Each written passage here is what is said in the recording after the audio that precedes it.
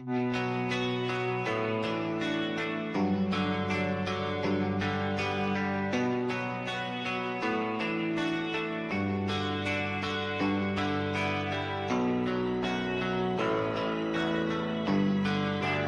are you feeling? How long have you been here? 3 months, May 17th. And what brought you? That's difficult to answer.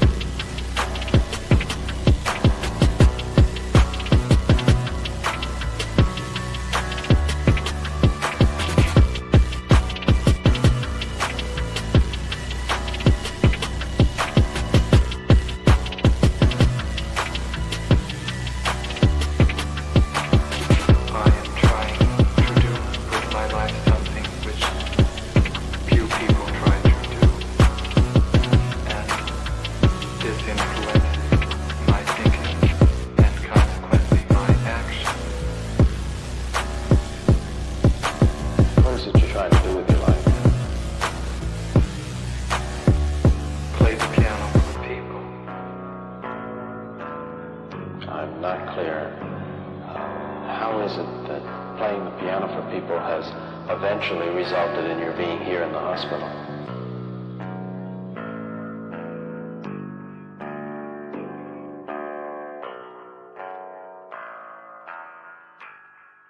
That's difficult to answer.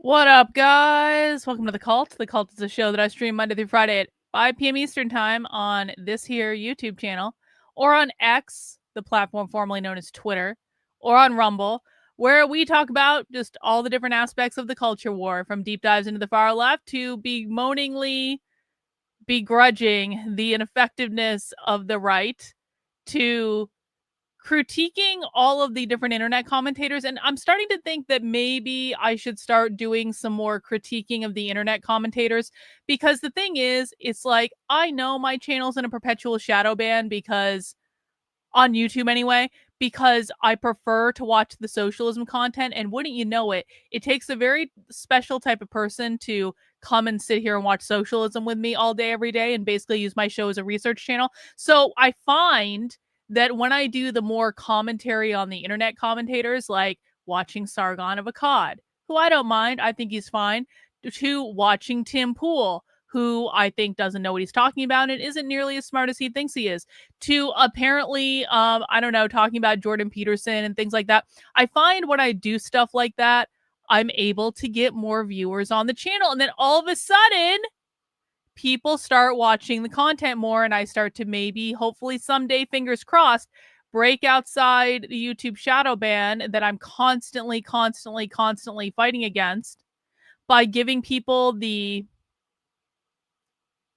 I mean, no offense, I would say lower brow content that they seem to want. Sometimes you got to give people what they want. And so I'm going to be trying to find a balance between these things, because the fact of the matter is I know how to get more views on my content. And getting more views on my content, it's not necessarily about getting the views as much as it is getting my channel into people's watch history. That's the big problem. Is so the way the YouTube algorithm works is, if you've watched a channel recently, it has more chance of showing up on the homepage. Overwhelming vast majority of people who watch my videos get recommended on the homepage. They're not going to the subscription. So you might say, Karlyn, you have over 100,000 subscribers. Well, yeah, I guess I do, but people don't watch based on their subscriptions page. I can tell you that the stats on this are very, very, very clear. They watch what shows up on their homepage. This is why I have so much trouble saying, like, when people come into the chat, they're like, I didn't get a notification that you were live. Well, I mean, it must be a day that ends in Y, because that literally happens all the time. It happens all the time that YouTube unsubscribes people from my channel in batch quantities at a time. It happens all the time that people come onto my channel and they say, I never unsubscribed from your channel. Why was I unsubscribed? I'm going to tell you exactly why you were. Because you weren't interacting with my content, because you weren't going to your subscriptions page. You were just relying on it to display on the homepage. And when it didn't display on the homepage, you didn't think of it. And this is the problem. This is the problem. The YouTube algorithm will show you exactly what you click on right? So if you keep clicking on content, then it's going to serve you that content. If you don't click on that content, it's not going to serve you that content. It's so simple. You are telling YouTube what you want every single time you click on a piece of content. And so for me, it gets challenging, because if people are relying on notifications to tell them I'm live, 50-50 shot, man. I go live the same time every day, Monday through Friday at 5 p.m. Eastern time. Saturdays at 6 p.m. for Socialism Saturday. It is incredibly consistent. Well, Mizakan, I'm at the top of your page because you come to all my streams. This is the point. You're actually emphasizing my point. Mizakan is here all the time. Reagan's here all the time. Nick is here all the time. So I bet you I am served at the top of your page, because YouTube knows that if it puts a stream at the top of your page, you say, oh, Karlyn's live now, you're going to click on it. And that's what YouTube wants you to do. YouTube wants you to come into here and to sit your butt down and to stay on the platform as long as possible. So yeah, that's an example of the YouTube algorithm working. So what we need to do is to get my channel into their watch history. And if I need to put up a video about Sargon of Akkad, I'll do it. If I need to drag Tim Pool a little bit more frequently than I'm currently dragging him, which is not much at all, because I don't like the person I become when I watch his content, I'll do it. Whatever. And then hopefully, in the course of doing that, more people will see the socialism content, more people will start to understand that I really am one of the most reasonable and consistent people on the internet. And then maybe more people will actually listen to what's going on and become more hinged into reality than they are already. Because there is a lot of unhinged ineptitude going on in the world today. And one of the most unhinged things that is going on in the world today is this stupid, retarded, giant waste of time, energy suck that is the woke right debate. Now, listen, I know that I put special attention into exposing James Lindsay for the liar and con artist that he is since actually before October 7th, since September of 2023. I know I put a lot of energy into that. I know I could come back to all the moronic things that James Lindsay is saying about the woke right every single day on his Twitter account, because James Lindsay's Twitter account has descended into unhinged lunacy. James Lindsay earlier today tweeted that there is a queer right wing. Actually, let me show because I do actually have my Twitter feed up. I'll have to scroll down a little bit because I've tweeted a bunch of stuff today. Let me just show you. Based either means based in reality and in principle, or it means right wing queer.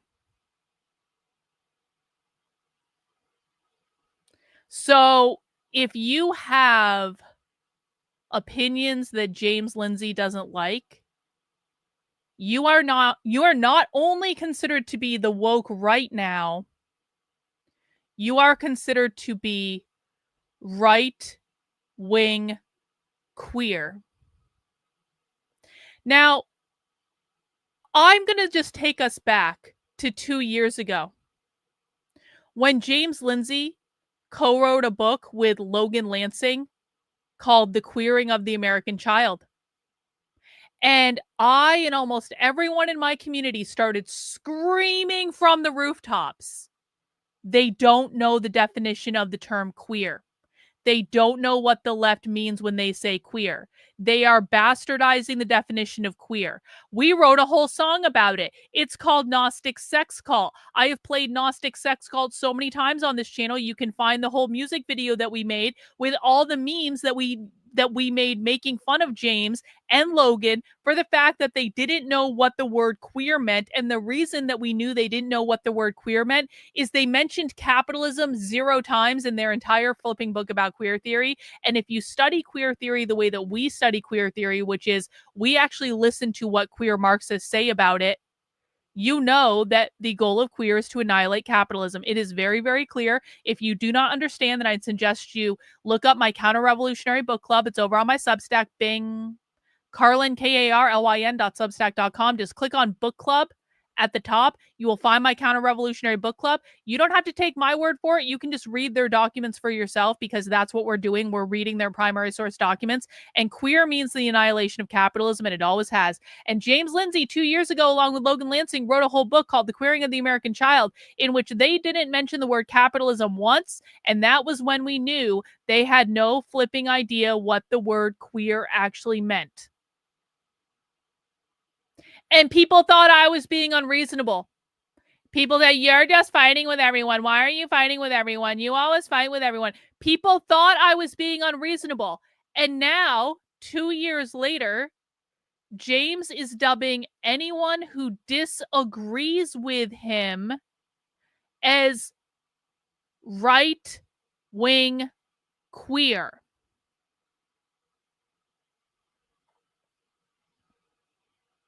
I understand that a lot of people don't like me because they're quite frankly intimidated by me, because I'm quite frankly much smarter than they are and much more powerful than they are energetically. I really do get that. I get that there are a lot of weak ass bitches in the world who believe they are owed something simply for showing up. This is the culture that participation trophies have made for us, and will attack anyone who is more competent and more capable than them, because all they have is personal attacks, and attacks on my looks, and attacks on my tone of voice, and attacks on my haircut, and attacks on my weight, and all these things. That's all they have.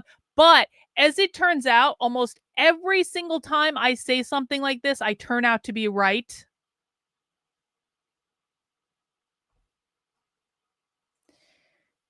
James Lindsay was never anti-Marxist. He was always anti-woke right, aka anyone who's not a classical liberal, the entire time.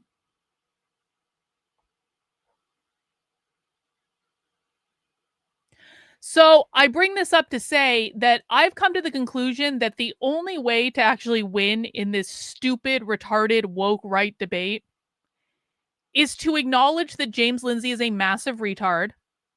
He has been deceiving people for years. Unfortunately, he was lifted up by the conservative influencer class who also didn't know what the F they were talking about. And now a combination of James Lindsay being fuck off insane and the retarded conservative influencer class who just wanted to own the libs bro has created an entire population on the right that are completely misinformed about what's going on and engaged in this retarded insanity that's almost entirely driven by James Lindsay's traumatic head injury. And I really think the only way to not let this destroy you is to not participate in it at all. So you guys may notice that even though I used to criticize James Lindsay quite a bit, and I will still from time to time, I have decided that it is a giant ass energy suck and a waste of my time because he has an autistic obsession with this.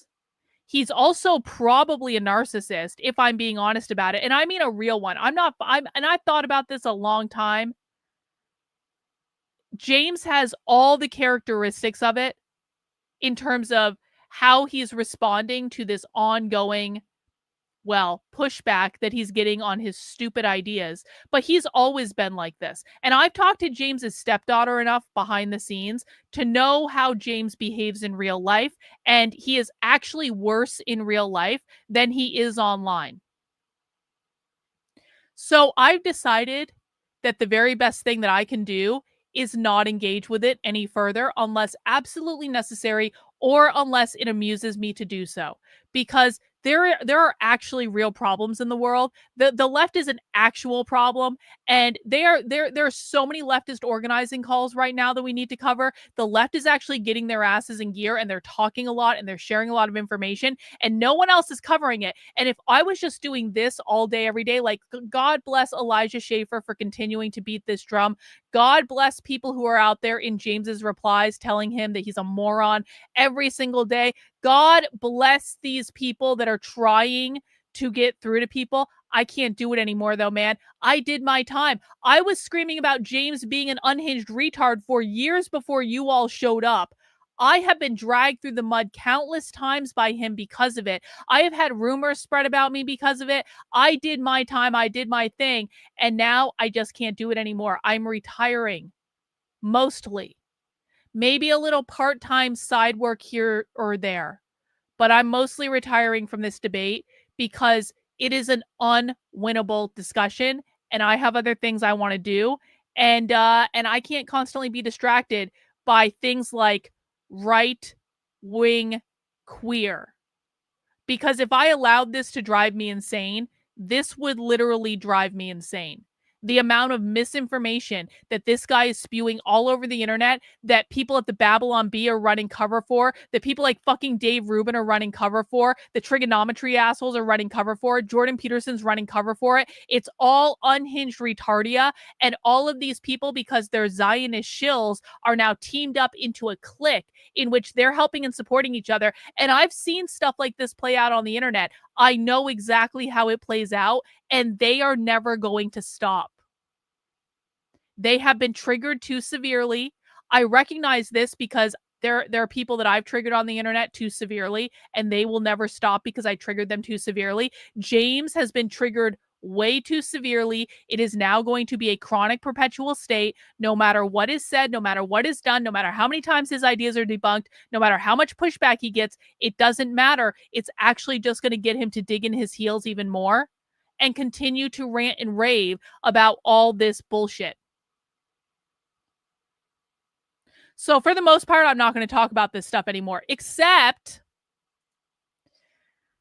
that last night there was a debate between Andrew Wilson, who I don't generally like. I do not like Andrew Wilson.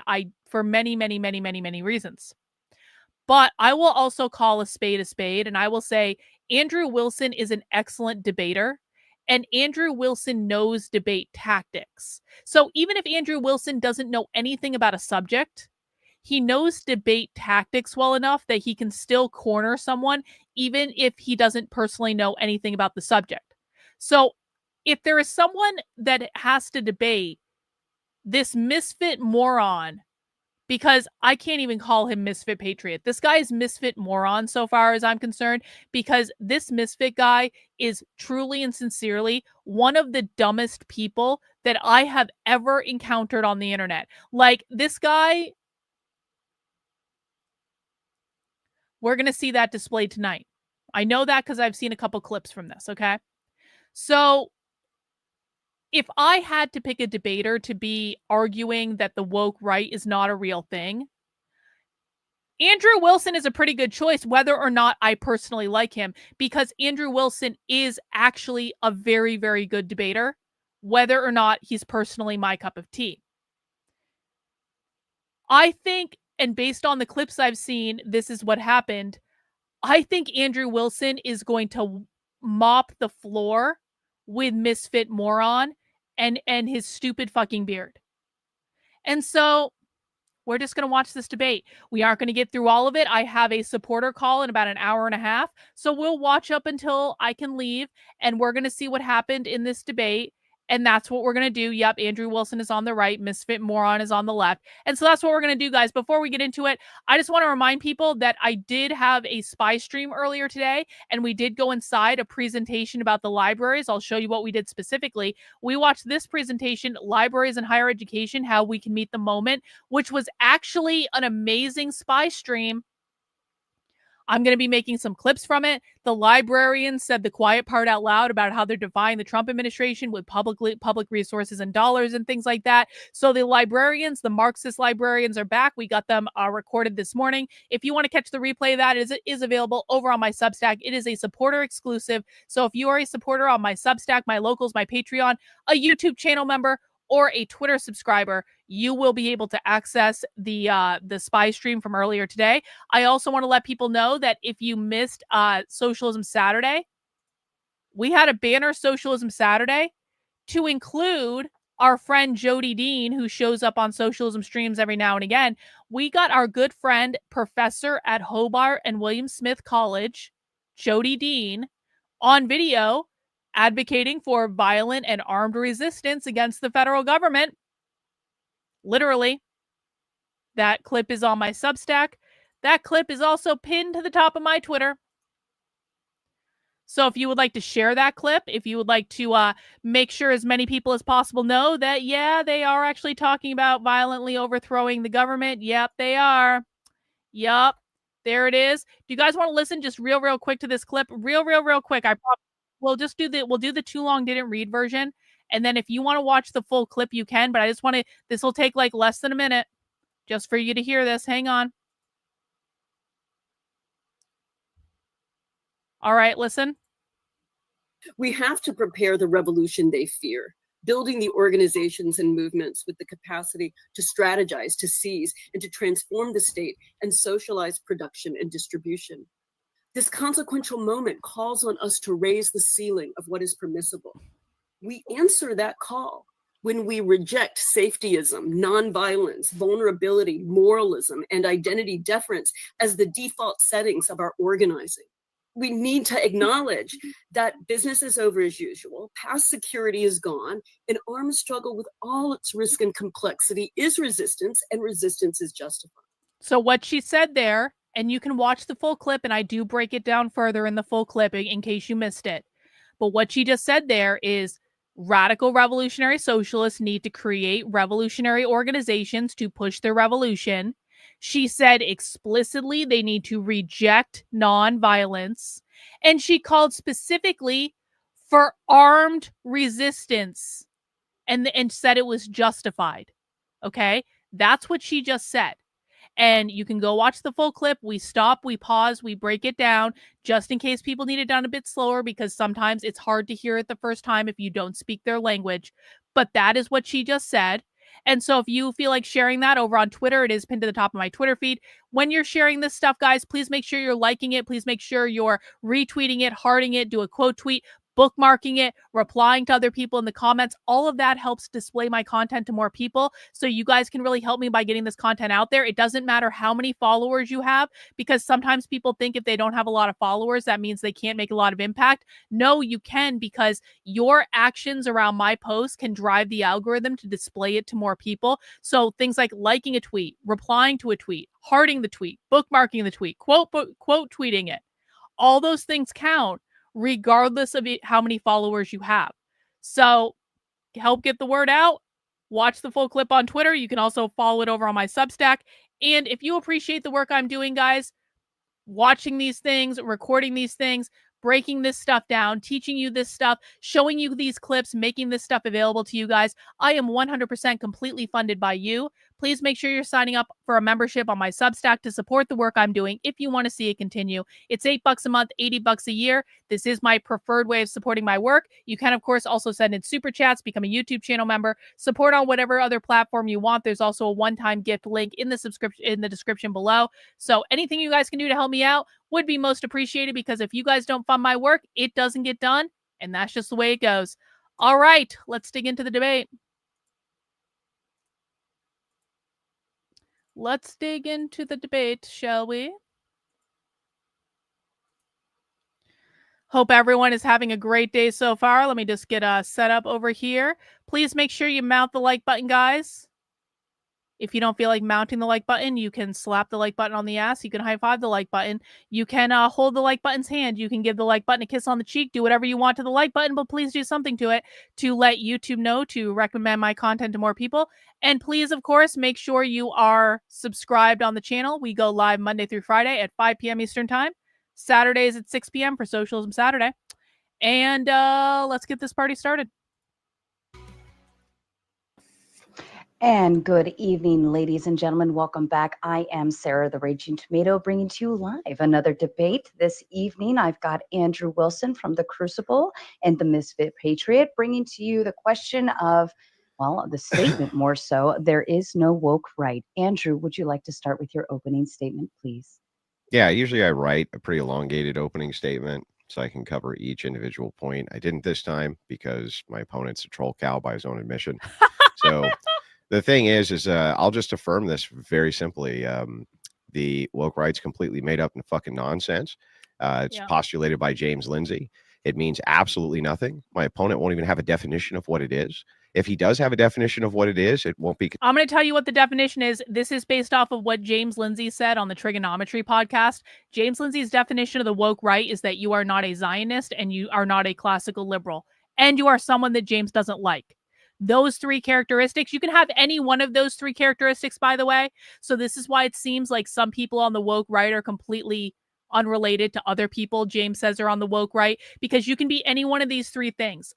You can not be a Zionist, you can not be a classical liberal, and you can be someone that James Lindsay doesn't like. 1, 2, or 3 of those things will qualify you to be part of the woke right.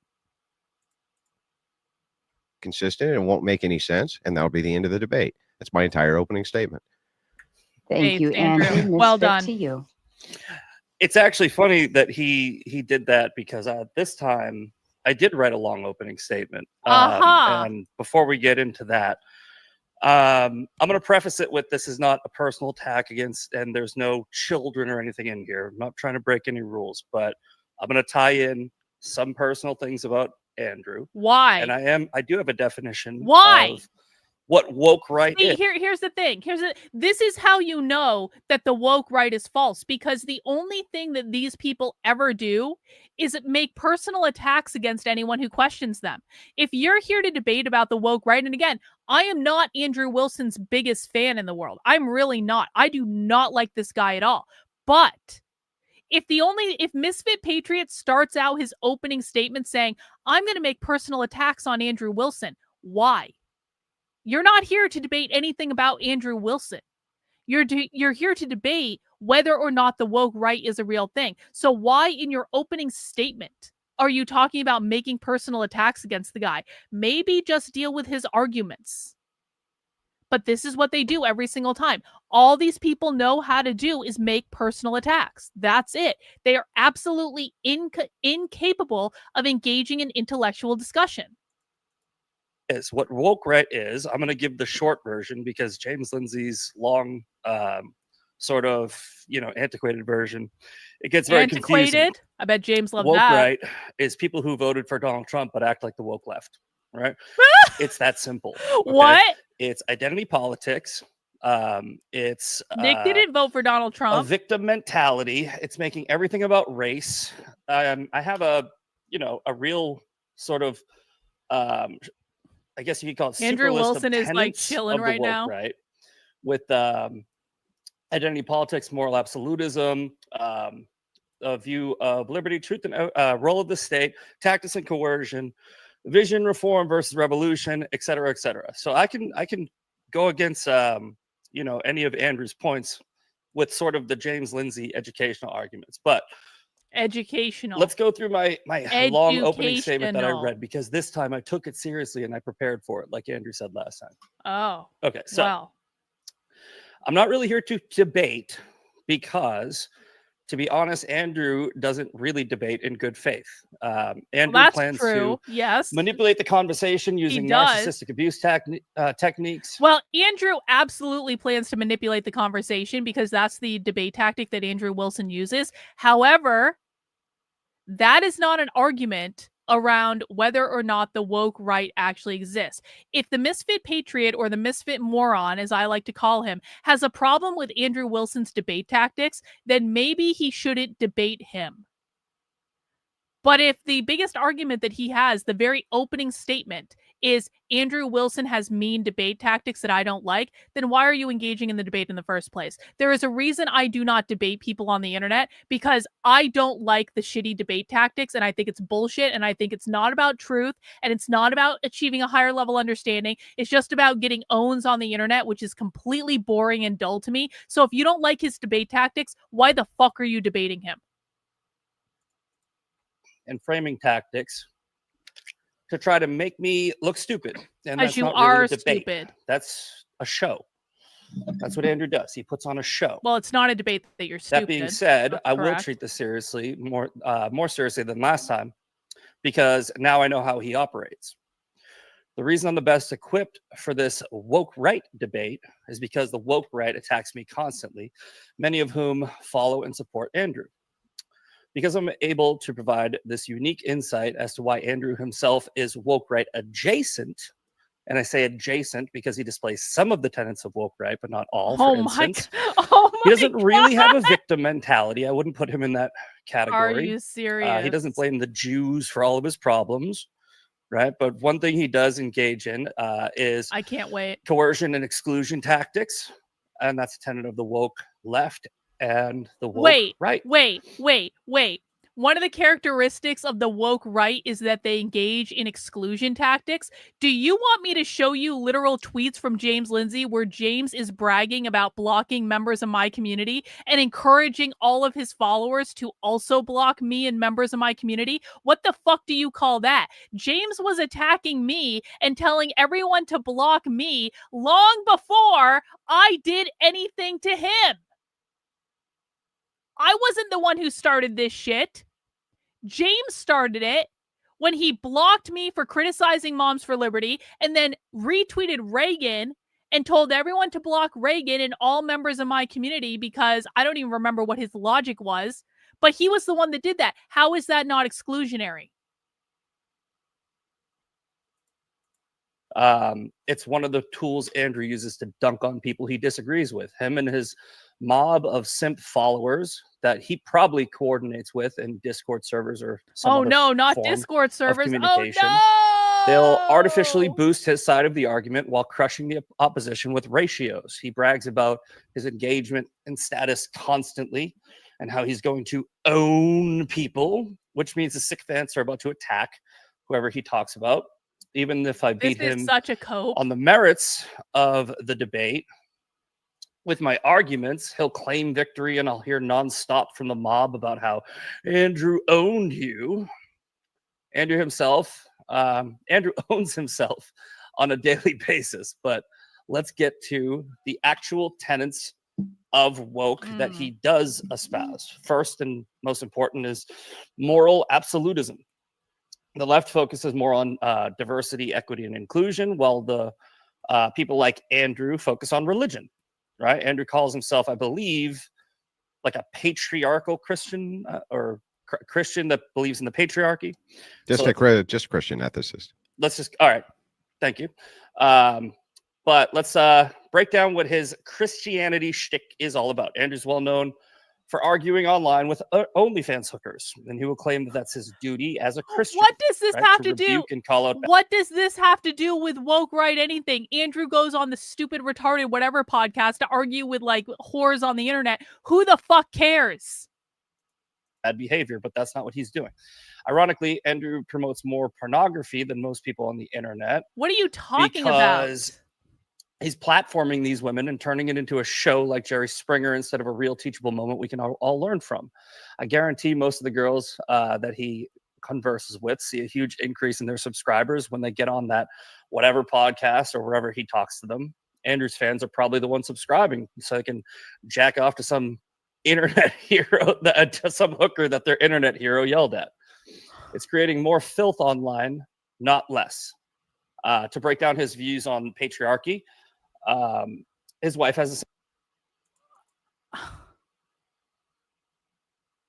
Thank you, Rottweiler, for giving me a brief reprise from this moronic stupidity that I'm listening to for reasons past my own understanding right now.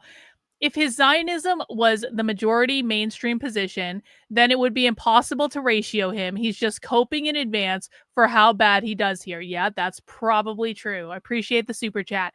I cannot believe how stupid this guy is. I drastically underestimated how dumb he is.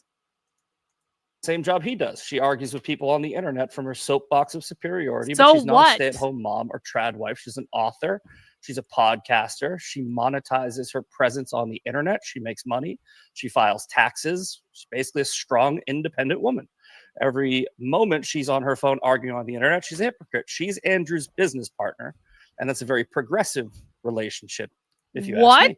She promotes all this stuff online, and for somebody who claims... Why the fuck are you commenting on someone else's marriage? And again, I don't like Andrew Wilson, and I really don't like Andrew Wilson's wife.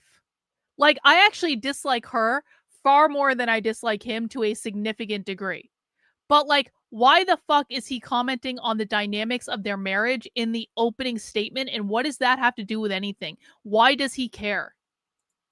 They want a patriarchal society.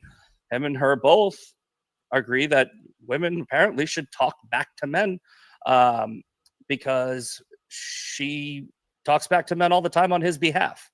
So that's a grift. They fooled all of you. Andrew and his business partner don't want to create a better society based on traditional values. They saw a market where they could capitalize off it. They're brand developers. His brand is shock value, and this is clear to anybody with half a brain. And if you added up all of his fans, you'd fall short of that intellectual mark. So to throw his Christianity, his patriarchal views back at him with those two tenets of woke, what he's doing is virtue signaling, and it's the opposite of Christianity. Jesus at the well, rebuking the woman with the five husbands, didn't call her a retard. He said, God is spirit, and his worshipers must worship in the spirit and truth. Sorry, I just woke up. I'm having a hard time reading. Oh, he approached her with love and kindness. God. He didn't mock and shame the adulteress in the street either. He didn't laugh at her when he said he was without sin. Go and cast the first stone. He showed her mercy and love. I don't see any Christian values when I look at Andrew. I see a bully who thinks he's God's gift to the internet. The only thing smart about him and his ability to fool people into thinking he's something he's not. He's a grifter. You're all his mark. No matter what we discuss over the next couple hours, this opening statement is the only thing I really have prepared because I know this subject matter better than anyone. I fought the woke on both sides. While he denies its existence, he's already lost the debates on the merit. I'm sure he'll see it differently, so now we can just have fun. So he can play his word games and own me because I don't give a shit about popularity. That's woke shit. Oh my god. Thank you, Misfit. Oh my That god. was conclusion, correct? Oh my Yes. god. Okay, thank you. I really didn't think there was going to be, we could find a dumber person on the internet than James Lindsay. I really thought we had peaked. I didn't think it could get any worse, especially after James Lindsay's Morningstar comment on Jordan Peterson's show, where James Lindsay said that Lucifer is named the Morning Star because in the morning you wake up and that means woke. Like, I thought that was like peak stupid, but no, apparently there were so many higher heights that we can ascend to or descend to depending on your perspective. I just had no idea. Okay, so kind reminder, we will open the panel afterwards. So if you are interested in engaging in the conversation, I believe both panelists will be joining us for open panel as far as I'm aware of. Outside of that, gentlemen, I leave the floor open to you. So I just quick question. So you think my audience is really fucking stupid? Pretty much, yeah. Okay, got it. So your idea is that they're all marks and that they're so fucking stupid that I'm just able to dupe them at a moment's notice. You're very clever at tricking stupid people into thinking you're smarter than you are because of the way that you talk and use framing tactics. That's what I believe. You know what I say my IQ is? Don't give a shit. Yeah, I say it's average. You know why? Because it's average. Sure. I don't think I'm incredibly intelligent. I don't think you're stupid. I just think I'm much more intelligent than you are. Yeah, true. Now to the debate itself, you bring up there's a couple like hater remarks that I don't mind going through before we get into this. So I've heard this criticism a lot. Should I do debates against prominent leftists like Destiny? I would say that comparing Destiny to an OnlyFans girl is a false equivalency, but yeah, sure. Okay. Is it not necessarily true that if I do debates with creators like Destiny, because I have a large platform, that he's probably going to peel off a good portion of my audience, or at least some portion of my audience, and vice versa? Well, yeah, I think I see what you're doing. Like, you're going to be promoting the OnlyFans girls, and you're going to be getting them more business. No, just answer my question, dude. Is it true? Yes, it's true that Destiny may get viewers because you debate him. Do you think that he engages in debates with large, prominent right-wingers like myself because he thinks that he'll be able to peel off portions of that audience for himself? I don't know why, but maybe. I mean, that follows, right? Yeah, it's one of the reasons. So by your logic, should I not debate with large, prominent leftists because there's a possibility that they can peel off some of my audience? It's a false equivalency, I believe. Can you answer my question? Yes, you should. Yes, I should. Okay. So then if that's the case, isn't it the case then that the types of people who would gravitate towards Destiny, who are in my audience, right? Those types of people would be looking for somebody like that anyway. That just because I'm there to rebuke them or to debate with their ideas does not mean I endorse their ideas or endorse what it is that they're doing, right? Again, a false equivalency. What's the false equivalency? These are the framing tactics that you use, right? You create a false equivalency, then ask what's the false equivalency? Did you agree? What's the false equivalency? Destiny is so Misfit Patriots, or I'm sorry, Misfit Morons' entire strategy was to come in and just not engage with what Andrew Wilson was saying at all, but just to critique his debate tactics the whole time. This is the most woke fucking thing I've ever seen. If you need any more proof that the people pushing the woke right hoax are just incapable of engaging in any intellectual discussion about their ideas, just consider that their main representative came into a debate on their ideas in which he could have proved that the woke right is a real thing, and his entire tactic was not to answer questions about the ideas at all, but to comment on Andrew Wilson's debate tactics. No, he's way worse. He's way worse than an OnlyFans girl. Way worse than an OnlyFans girl. Sure. Right? But you're the Christian that is promoting the. How am I promoting it? Show me the promotion. Well, because these girls would not be on the internet promoting their. I don't think Destiny would be on the internet promoting it if he had no viewers either. So the thing is like me engaging with the ideology. I would argue that his views, which I disagree with, are not as dangerous as pornography. Way more dangerous. The guys like him are the guys who push it everywhere in all corners. They're the guys, in fact, who have actual Democrat money pouring into their channels.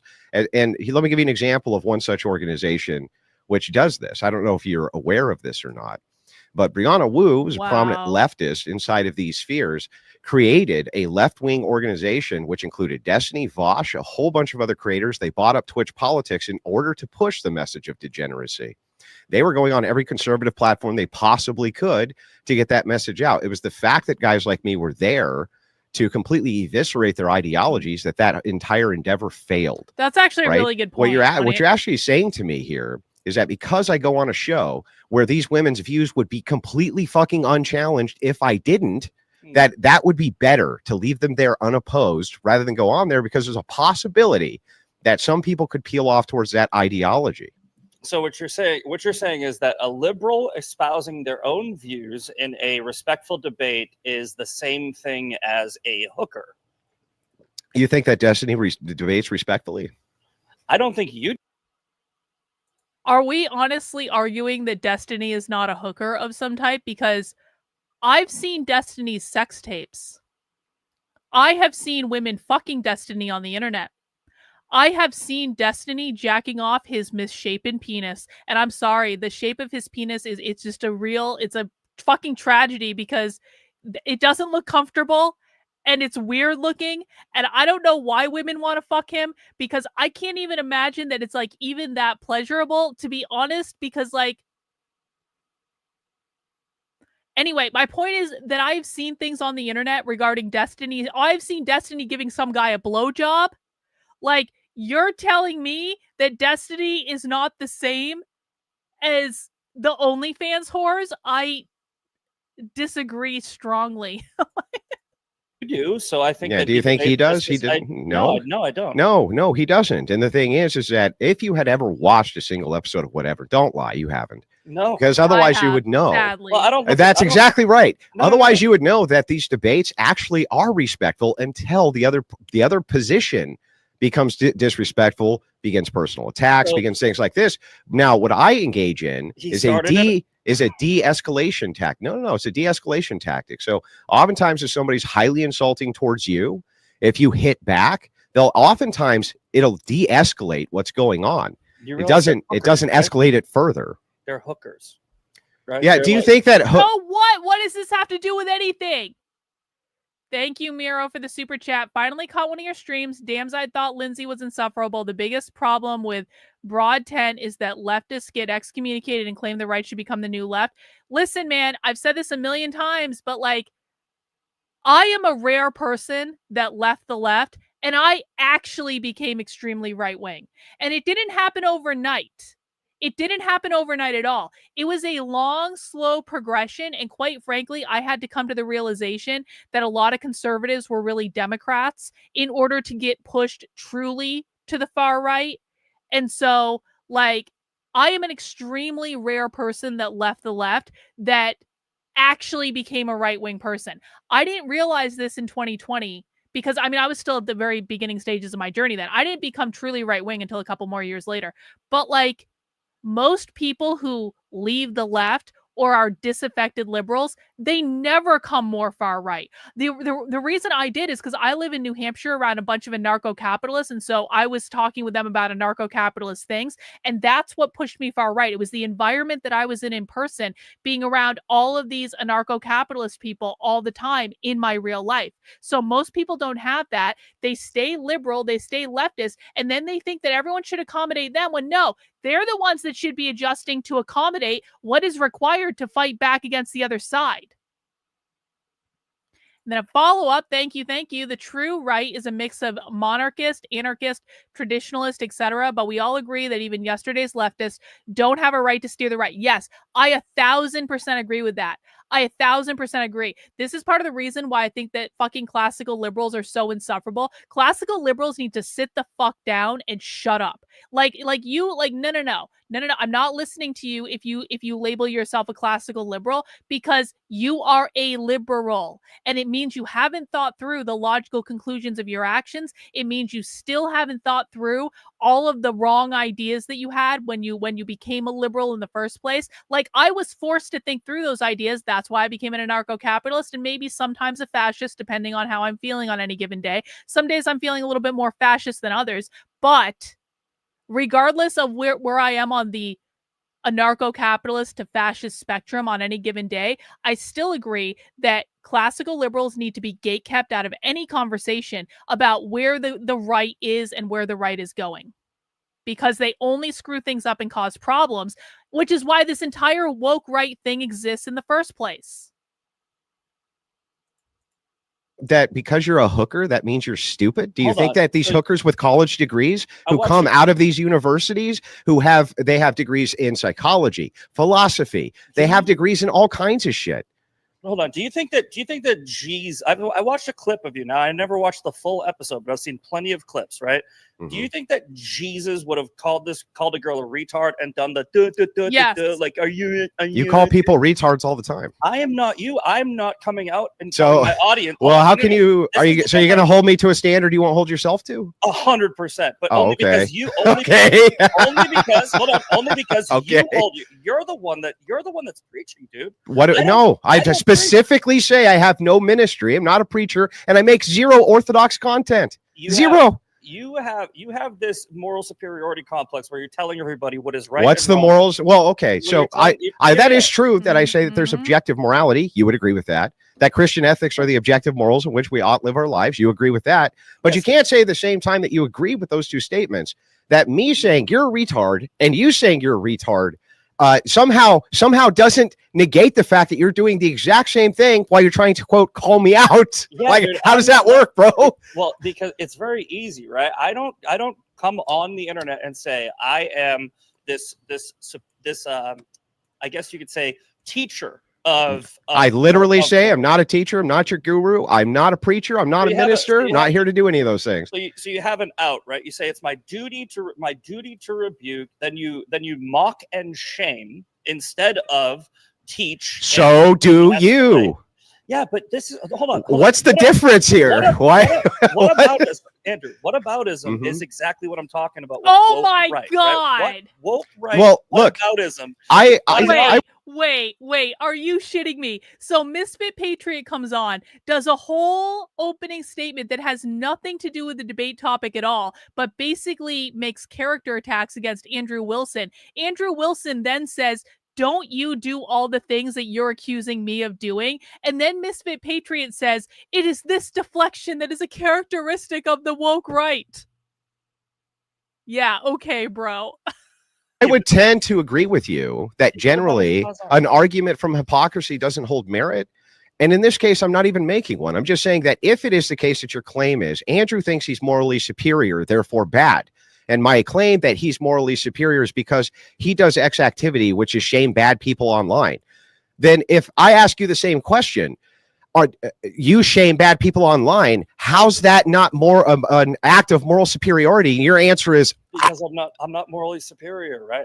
Because you're not? You're not because you're not. I am not. So you engage in the same exact behavior and tactics, but I'm morally superior. Against You're not. who? Yeah. Against everybody, bro. Bro, I'm Against everybody. You want to go through your tweets, bro? I am a bully to bullies, bro. I'm You're a bully to bullies. I'm a hypocrite. I'm a hypocrite. Okay. Well, that was great, man. You really did me in with that one. I am a hypocrite. Okay, I agree. If your argument, This is making me like Andrew Wilson, and I'm really resenting it because of it. though, if you got to take me out of it, because Okay. whataboutism is never an argument, right? Mhm. If your argument is this is what's right and wrong, and then you engage, just take me completely out of it. You engage in the behavior that you yourself is wrong, then we are both hypocrites because we're both. No, doing just it. you. And let me explain. No, Actually, I'll explain. I'll explain it. Because I'm not promoting an OnlyFans hooker. I'm talking about being Neither am I.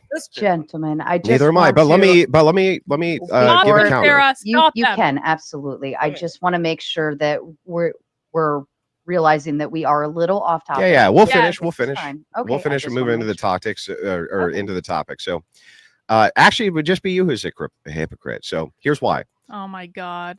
Thank you for another other super chat, Miro. Jesus stormed the temple, flipped over the moneylenders' tables, and whipped people for defiling the temple. Yes, he would call them a Yeah, that's what I said. Jesus would absolutely call the misfit moron a retard. 100%. I feel very confident.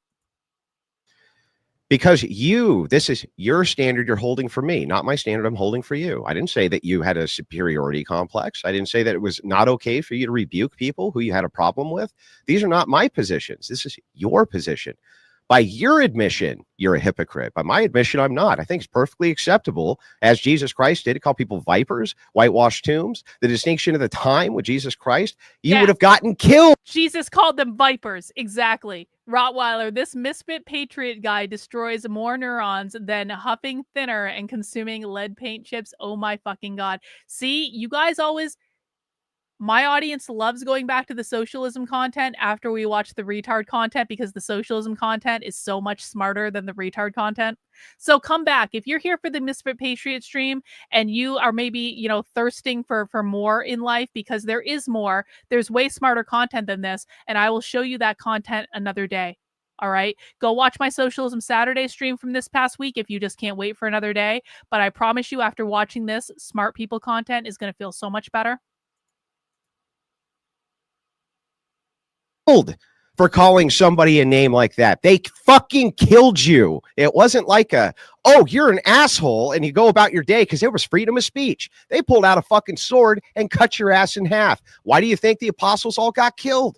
Almost all of them got killed in horrible ways because they said things which were considered offenses, right? You don't run the risk of that. You don't run the risk of being fucking executed because you call me names on the internet.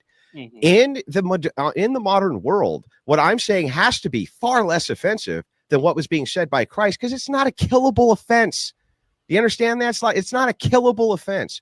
These things are ways for us to engage in modernity with the people who are saying these things and give refutations and rebukes in a way which will hold eyeballs.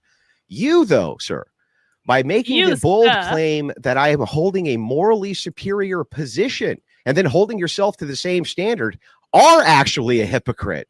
I, though, am not. Yeah, that was a really nice spin. I'm waiting for you to give me a refutation. I already did. I basically. You already did. No.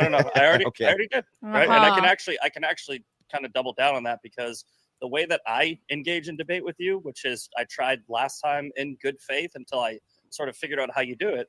I try to actually stick to the topics, whereas you like to laugh and you like to get into these self-flatulation, You brought all this up, dude. Yeah, and I did it in my opening statement. Now let's move on to the. And so I gave refutations, and my refutation stands. You were not able to counter it. So on to the topic of the woke right. Hold on, one final thing. When you say you weren't able to counter it after I countered it, you didn't counter it. It's your opinion, and it's the frame. No. I gave an argument. You basically literally just after every argument, Andrew, you say I win, and you do it over. And Only over. if I win. Only if I win. Oh Yeah. If you don't listen, so that you know how arguments work. This is going to be. You give refutations. You give a refutation of what a person said. You can't double down and say I self-proclaim myself to be a hypocrite. And then by my standard of me being a hypocrite, by my standards, you are too. I don't hold the same standards and gave you the refutation. Let's move on. This is going to be okay. We'll go on. So let's go. Let's move on to the woke right then. Yeah. Okay. So can I get a definition Please. of the woke right? Thanks, yes, Nick. it is a group of people that engage in identity politics, a victim mentality, with a hyperfixation on race. And I would say that the closest group that sort of, I think, embodies the entirety of it would be the Groyper movement, right? Oh my God! Of course, the left has the evil white, the evil white capitalist is the source of. Well, hang on. Can we just stay with the definition first? And just make sure I get it down. Hey! We got to give out W's when Misfit Moron gets something right. He is correct that whiteness means capitalism. Now, I don't think he understands that whiteness isn't a skin color. I think he put those two together because he thinks that whiteness is about skin color. But you know what? He was so close. At least he said the word capitalism. I'll take credit for that. Hey, Nick, thanks for gifting a membership to the channel. Who is the lucky person with that membership? Jeremy Jenkins! Jeremy Jenkins, you can now join us for Spy Streams, which are supporter-exclusive streams. Welcome as a member of the channel. And Jeremy, I know you do appreciate my work, and so I think you're really going to appreciate Spy Stream if you have a chance to join us one of these days. Correctly. So a group of people who engage in identity politics and... Identity politics have a victim mentality. Okay. They have a hyperfixation on race. Okay. Whereas, let's say, like, my race is better than yours, right? Got it. Yep. Moral superiority, or I guess that would be identity politics.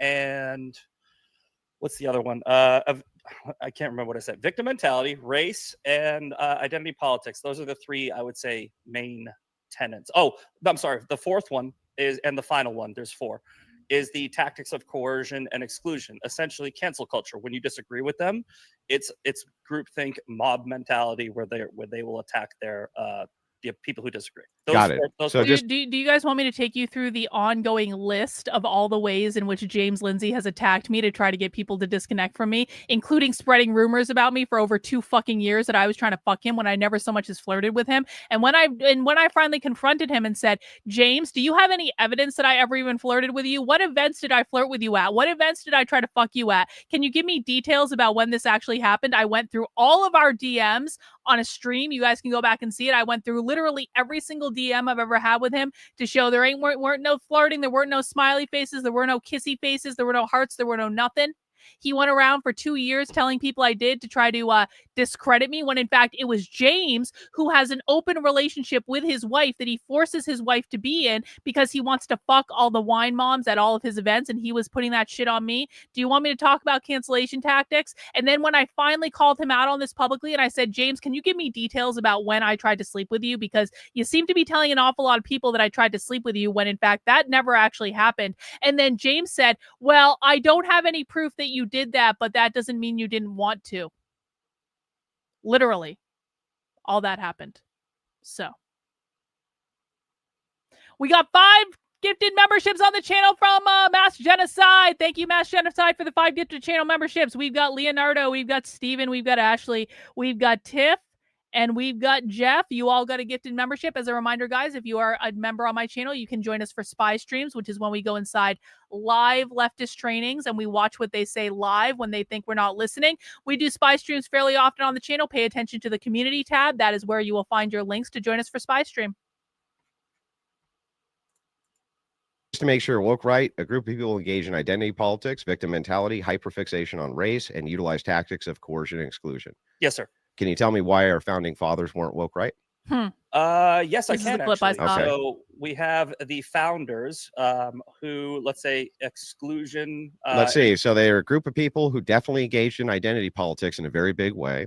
Yes. They definitely had a victim mentality. Well, they they emphasize individual rights and moral. they had a, well, hang on, I'm just going by your criteria. They had a hyper fixation on race, and they definitely practiced coercion and massive exclusion. They excluded women. They excluded minorities. They basically excluded everything. They even excluded Jews. They excluded everybody who wasn't a far Western European Christian. That would be mostly Britain and France. And they definitely had a fixation on race. They definitely had a victim mentality. They were saying that England was persecuting them. Yeah, we're arguing this. Yeah. So how is it that they don't fit? How is it that our founders don't fit every single criteria of the woke right? Because it's 2025. That's not an argument. If woke right was created in 1776, you could make this argument. So right? Was George Washington woke right? Idiot. Yeah. Again, this I'm not playing this. Can you answer my question? Was George Washington woke right? No, because it didn't exist. Because it didn't exist. You're asking me to. Was George okay, can I ask? Let me ask a different question then. Did George Washington engage in identity politics? Again, identity politics. The founders emphasized now for their time. They emphasized individual rights, moral agency over group identity. They endorsed broader principles. Really? Right? For example, some of them were slave owners. Under the law. Now, I understand that there was for everybody. All equality was a different word. So it wasn't for everybody. So they definitely practiced exclusion. We can agree on that. Under the law of their time. So we can definitely say they practice exclusion. They said equality under the law. Would you say that? Would you say slavery? Again, I have to say, like, this is a brilliant argument on Andrew Wilson's part, to be honest. I wouldn't have even thought to make this argument. This is why he is the professional debater and I am the, I don't know, the socialism expert, like whatever. But but I actually think this is a really good argument on his behalf. And this is again, this is making me like him, and I don't like it. I'm having a very strong aversion. Coercion? Under that law? Yeah. No, that they didn't view slavery the same way. So slavery was not coercion? You're trying to create a false equivalency between. Then why did they outlaw international slavery? Why did our founders outlaw international slavery and they only used localized slavery? 9 out of the 13 colonies were against slavery. Slavery was on its way out before this country was international slavery was. Slavery persevered until the late 1800s. Oh, I know, War. It did. I'm not saying it was. But they definitely Can you just answer my questions? I think they definitely practiced exclusion and coercion. Not under their laws. Okay, so how did they not practice exclusion under their laws? Under their laws, those exclusions were legal. So as long as it's legal, it's so if the Quakers got everything they wanted and it was legal, that would be fine then. This asshole, this misfit moron asshole literally just made the left's argument. Did anyone else catch that? He literally just made the left's argument, because the left's argument is all about systemic racism. Systemic racism means racism solidified in the law. This guy is saying that it's perfectly okay for them to practice exclusion because it's part of the law. That is explicitly the argument the left makes when they say everything is racist. Ergo, Misfit Moron's really a leftist, because he's literally arguing in favor of leftist ideas, which is what James Lindsay says all the time. If you like anything that communists have ever said or ever done, then you are really a communist. Well, guess what? Misfit Moron just literally made the left's argument about systemic racism for them. He doesn't understand that because he doesn't understand what the left's argument is, but that doesn't mean he didn't make it. Ergo, Misfit Moron is a communist by his own admission.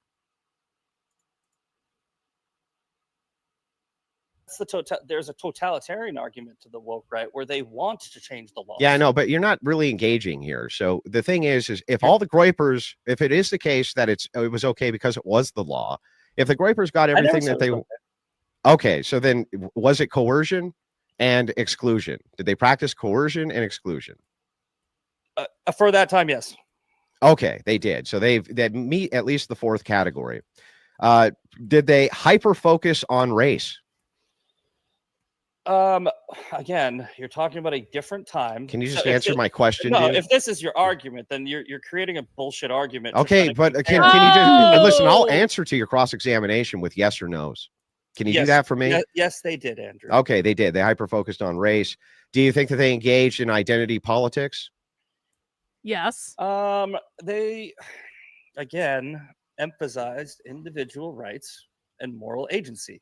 They didn't want. So that was identitarianism under the axiom of God, right? Hey, the axiom of God was our identity as a Christian member. nation. We appreciate you. Is that we hold these truths to be self-evident under God, that this people group deserves X rights, right? I agree. Yes. Okay, so then there would be identitarians for sure, and they practiced identity politics for sure, right? Identity as a nation. Well, as a people group as well, because not everybody could participate in the nation unless they were part of certain people groups. You could say that, yes. Okay, so then what you have established is that our founding fathers were all woke right by your admission. Yeah. If you want to try to True, fit that Andrew. square peg in that round hole by your definition, okay, the founders were woke right. Well, no, you just conceded that every portion of the definition that you gave applies to the founding fathers, which would include George Washington, right? Sure. Yeah. So basically George Washington is woke right? Yes, Andrew. Okay. George Washington. Wow. Under your definition is woke right. Well, how is it my definition? Did I give you a definition of woke right?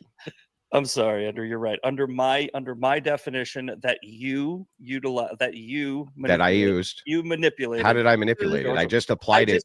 I just applied it. This is why I had to say this in my opening statement. I love this. I love this.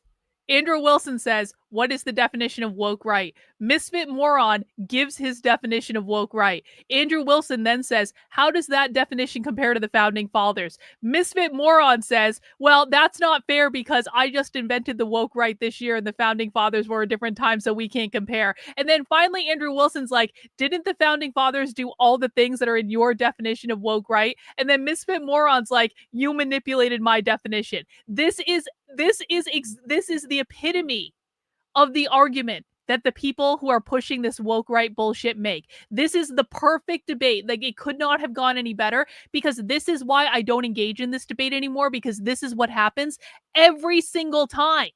You cannot get these people to engage in an intellectual discussion. They are literally not capable of it. The internet has broken these people.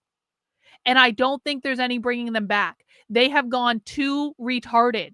They have not only entered the land of retardia, they have hunkered down and built a fortress in the middle of the land of retardia, and they are going to defend their residency in the land of retardia with every fiber of their being. They are never leaving the land of retardia. It's never going to happen. It's better that we just leave them alone and we let them fend for themselves.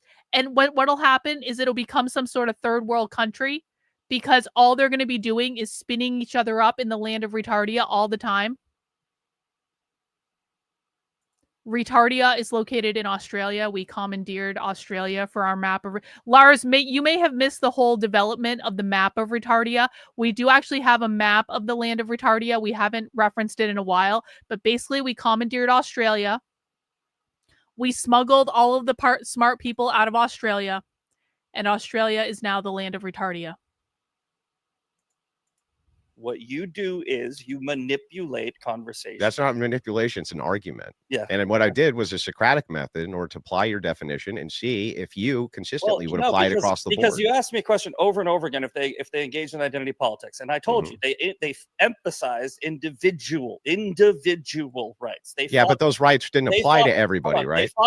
They fought to get rid of slavery, as opposed to what the woke right now is, which is did they fight to give women rights? At the time, I don't think so. No. So the thing is that they were trying to. No, they weren't. If it is the case that you exclude half of the population, that would be pretty identitarian, there right? was a focus on race, but it wasn't exclusionary. What are you talking about? It wasn't exclusionary. The focus. The Constitution said slaves were 3/5 of a fucking person. On race by our founders was not exclusionary. Did you say that? I say that they were trying to end slavery by the founding of this country. They were on their way to working towards a society. No, they abolished international slavery and then kept grandfathered slavery in until all of them were dead. When we hold these truths to be self-evident that all men are created, but not women, right? Yeah. Exactly. You're talking about a different time. Again, so not all women. So then it's exclusionary definitionally, if right? If you view this argument through the lens of 1776, my definition and yours can be taken as woke right if you use this framing tactic. Yeah. So well, it's not a framing tactic. It's just applying it. Reality. So if I were to say, for instance, reality. You're being reductive on would you consider? Well, of course. Hole. No, I'm just reducing. It is true that I'm reducing the argument, but the thing is arguments beg to be reduced so that we can see if they're consistent. When we move back, for instance, if I were to ask you, a lot of the founders, you agree with me, like Thomas Jefferson, were deists, right? Yeah, there was a couple. Yeah, they were deists. You wouldn't say that those are Christians, would you? No. Okay, but even though that at the time, right, the way that Christianity was practiced in the United States, far different than it is now, but you can still make the application for consistency as to what a Christian was or wasn't. Your idea of woke right is taking a descriptor of behaviors, and then with the descriptor of behaviors, you're trying to assign it a label, in this case, woke right. That's fine to do, but the descriptor needs to apply across all groups. So otherwise the descriptor is meaningless, doesn't point to anything, because this descriptor is about behavior. It's just like with the trans movement. If you were to say a woman is a woman, it's an infinite regress. So if I said, Misfit Patriot, what is a woman? You said a woman's anybody who identifies as a woman. You've given me an empty label. It doesn't point to anything. When you say woke right, you're saying this points to a pattern of behavior. If Mhm. that's the case, then by the metric of this pattern of behavior, all of these guys, our entire founding father, all of them would be woke right. Sure. So if that's the case, then who's closer to the ideals of the founding fathers, you or the fucking Groypers? The Groypers. I would say me, because again, Ah! I don't ask for I don't ask for laws to be changed in They order did. for my hold on. They literally set- fought a They set revolution. these laws, right? So we started with these are the American laws, right? The founders founded the law. They didn't try to change the laws that they founded. They founded the laws that What did they did it? Are you shitting me? You're saying the argument this guy is making is that the founders of America didn't try to change the laws? What the fuck do you think the revolution was, bro? What do you think it was? Some people across the ocean passed some laws that the people living here didn't like. The people here then went and threw a whole bunch of tea into the sea in the Boston Harbor. And thus the revolution was born because of laws they didn't like. Oh my, this is the best representative that James Lindsay has to fight his cause. we are supposed to abide by. Okay, so they're trying to change the laws of the founders. No, they're Whereas not. Listen here, like I'll give you an example. And the thing is, I'm not a Groyper, but this is so silly. that's It's why I so said you- easy. that's why I It's said so you were- easy for me to dismantle it. I Mhm. said you were woke right adjacent. Yeah, but never I called mean, you woke. I'm not saying you did. I'm James just would saying, like, I'm not even a absolute- Groyper, and this still is just so easy to dismantle. It makes no Just sense. for the record, there is no reality in which James Lindsay would not say that Andrew Wilson is the woke right. James Lindsay would absolutely 100% classify Andrew Wilson as the woke right. He wouldn't do any of this woke right adjacent stuff. That's not real. So if we go through this, when you say, well, our founders are trying to give us laws we can't dismantle, that's just factually not true. They gave they gave us multiple amendment processes to do this. Like, for instance, we have the 19th Amendment. We have the 18th Amendment, right? Which was the prohibition on alcohol. We have, I mean, I could go through line after line. The same thing with the 10th Amendment, which gave states all sorts of appropriate rights to change, including the state religion if they wanted to. So it's like, how could you even make this argument that, well, they want to change laws? Like, so? Do you think that the Groypers are arguing for constitutional amendments and legal process of changing laws, or do you think the Groypers, literally the entire Groyper strategy?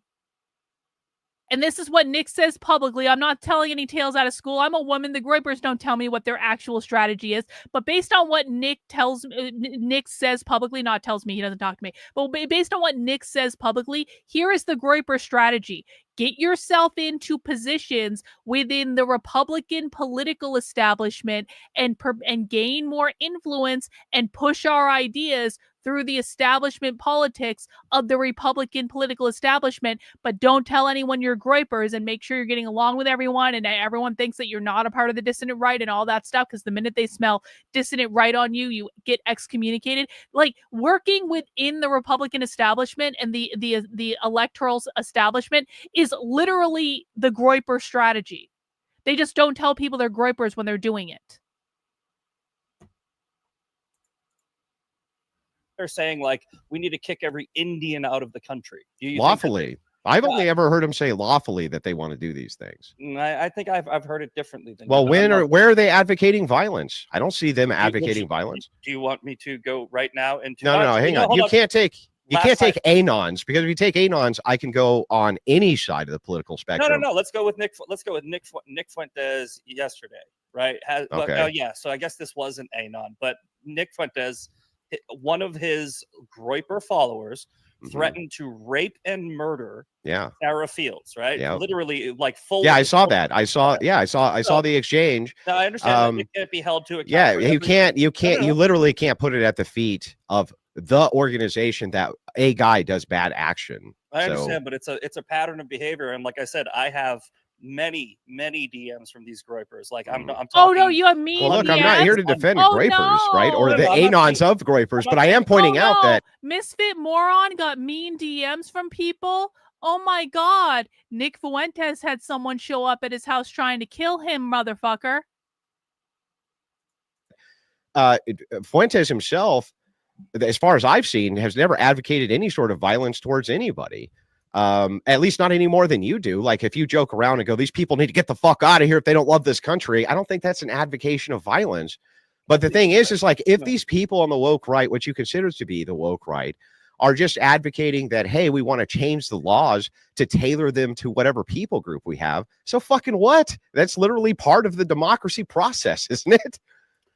Sure. I think, again, I think you're being a little too reductive. I understand that arguments are made to be reduced, like you said, but the woke, let's go with the Groyper movement. Let's just use the Groyper movement as a baseline of the group that we're talking about because they fit the most. Because they piss off Jordan Peterson, right? Yep. And they piss off James Lindsay because they troll him. And by the way, James Andrew Lindsay's W. argument is not my argument, which is funny. I never heard of James Lindsay. I was calling the woke right in 2021. And it's because the woke left was trying to cancel me. And in the process of canceling me, there were people on the right that didn't like my personality, and they would literally team up. And I noticed, this is just a personal thing, this wasn't broadly defining anything. I noticed, I was like, these are conservatives. Does anyone remember Misfit Moron from 2021? Because I don't remember Misfit Moron from 2021. Maybe this was like a TikTok thing. It was on another platform. But the reason I bring this up is Misfit Moron is telling a story right now that sounds shockingly like my story, like to the T, my story. Because I provably started using the term woke right in 2021 to describe a different thing. And it was after I left the left and then was resoundingly getting canceled by conservatives. But I was pretty well known and pretty like in this world in 2021. And I feel like I knew a lot of people. And I feel like if the same thing that happened to me was happening to someone else, I probably would have seen that. But I don't remember Misfit Moron at all in 2021. And so I find it a little curious. Where is this story coming from? Can I see some receipts, please? But they're like harassing me. They're being really woke. They're using woke language. They're changing language definitions. Like what? Well, like just it's stupid stuff. Like on TikTok. Like what? Where they would say the word grape like the fruit instead of rape. Well, that's because the TikTok TOS will throw you off if you don't say that. So they're willingly giving up their First Amendment. I never did that. Right? What? Wait, how is that woke? That doesn't even make sense. When you self-censor, you're sort of giving up your own First Amendment right. Right? No. So that would be coercion, right? So the idea here would be, again, if you want to have a platform to speak, right? God. And you have to censor what you're saying. Like if you were an AM radio host, this is right? A throwaway. Yeah. And you had to self-censor because the fucking FCC said that you couldn't play like gangsta rap music or some shit like that. I don't think you're being censored, dude. I get it. Let's move on because that's just a little small bullet point. But anyway, because I would have a bunch of people and that were on the right, like conservatives, MAGA, that were doxing me and attacking me, and it was just, I was like, these people sound really woke, so I called them woke, right? I called them woke conservatives. This is in 2021. Never heard of James Lindsay until like a few months ago. James Lindsay's argument, he's coming at it from like a sort of intellectual side, and when I look at him, I'm like, he's talking about moral relativism, and I'm like, dude, you lost me, right? He's making it very complicated. I think that what we're doing, a lot of people, when we're trying to define the woke right, is we're trying to isolate a bad group of actors, which we believe are a bad group of actors. Who you disagree with. Yeah, we disagree with them, and we're just trying to identify them. That way, we are not broadly defining, like I said, you're not woke right. So when we're saying woke right, the vast majority of people, we're trying to basically go, hey, these people are acting a lot like leftists. They're making everything about identity politics, everything about race, everything about, oh, it's somebody else is responsible for all of my problems, right? It's let's go through that then, because I don't even think that makes a lot of sense. So I would make the bold claim first and foremost that all politics are identity politics. I think that's kind of fair. It's on a spectrum. Yeah. All politics are identity politics. No, I think that's fair. So then by your admission and by my admission, we would say that all political groups engage in identity politics, and all people who have political opinions are engaging in identity politics as well, right? Sure. So a hyperfixation on identity politics is the argument we're making. How do you Well, define if that? all politics are identity politics, then all of us are hyper focusing on that if we're making political claims. It's not the main thing that we focus on when we make our arguments. Some of us, I mean, most of us, right? I mean, but it is, right? You have an identity, or you have a ideology which you identify with, I think that you're promoting, right? Ideology is the main tenet of politics, right? This is my ideology. This is Yeah, but that would be identitarianism. Would be your identity is tied in with the idea. So, for instance, I'm a Christian ethicist. You couldn't untie Christianity from my ethics. Yeah, sure. So that would be part of my identity, right? Yeah, like if Andrew Wilson was no longer Orthodox Christian, that you would be talking to a different Andrew Wilson than the one you're talking to. If your goal is to just reduce this all to you can apply this here too, then yes, you can apply anything to this argument and make it seem the way that you're. Well, I'm not trying to make it seem like anything, right? No, I'm just looking for check consistency. I was very clear. Here's the check consistency: a hyperfixation. How do you define that? Identity politics. Yeah, but I'm arguing that all politics is a hyperfixation on identity. Well, then, okay, well then. You don't hyperfixate on your identity as it pertains to ideology? I don't think so, no. So you don't promote that you're a Christian as your identity? It's a side note to me. You don't hyper focus on. So for the record, my crack researchers have looked into the topic, and Mizakan said that the Misfit moron never said the word woke before November of 2022, which would be substantially after I first started using the term woke, right? Which is the date he joined Twitter. So the Misfit moron claims that he just got resoundingly attacked by conservatives in 2021, but he wasn't even on Twitter until November 2022. Okay. If I was a Christian or not, my arguments could be made the same way. No, they couldn't. That would not be possible. Yeah, because I make arguments based off of. Okay, well, here I'll show you. I'm a constitutional. No, I'll prove it to you. Hang on. I'll literally. actually prove this so that you understand. Because look, what you're saying right now actually can't be true. Here, I'll give you the example. Do you agree with me that incest is wrong? It's immoral. Yes. Okay, we're going to base that on Christian ethics, right? Yeah. As an atheist, sure. As an atheist. Tell me why two homosexual brothers having sex with each other is actually wrong. I mean, I honestly can't answer how an atheist would argue it. Because they can't. But I'm not an atheist. Right. That means that your identity is tied in. Hold on. I'll take my best stab at it. Okay, go ahead. My best stab at it is. It's against the law. That's all you can say. Go ahead. Go ahead. I think that human beings, and I know that you'll probably say that's an identity. Human beings would probably just reject that just naturally, instinctually. Right. So instinct. So yes, again, you can reduce this all to everything can be. Yeah, but who cares if that doesn't make the claim it's immoral because people reject it. But yeah, identity politics again, right? Where it's a hyperfixation, where this is what I am. I am a blank, right? Putting us into these little mini. Well, you have to do that because otherwise you have no identity. You are a Christian identitarian. All we're trying to do is say that yes, identity is what we are all arguing. What people like me are doing is saying your identity is woke, right? Okay, but if it is the case that the criteria matches completely with your own ideology, you would also be included in this woke. So if you're hyper focusing on identity politics, which you are, if it is the case that you trumpet your Christianity as being the main corset of your identity, which it must be, because if I separated Christianity from you, the person, you are no longer the same person, correct? When I argue politics, my constitutionality is the main argument. Yeah, but your constitutionality is forming through a prism of Christian ethics, or you don't know how to apply it, right? Again, it's a spectrum. So that's like the hyper focusing on identity politics. It's the same thing as a racialist. No, I think when you go with the Constitution, you're going off an objective set of facts, right? Which is a subjective state of facts. Subjective, not objective. We have the Constitution. It's essentially the rule book. No. Listen. Okay, well, fine. If it's objective, then are you saying that rights exist objectively? If the Constitution was objective, then we wouldn't need the entire court system, and specifically the Supreme Court, to arbitrate constitutional disputes. Yeah, the Okay, United where? States, Show me where. The United States has Yeah. these inalienable. Obviously, there's the inalienable rights, Yeah. and then there's the laws. Yeah, right? but where do they exist? In the Constitution. Yeah, but where? Where do these rights exist in reality? Except in your brain. What? Dude, you're losing me. Yeah. So, he knows. do you have a right to own a gun?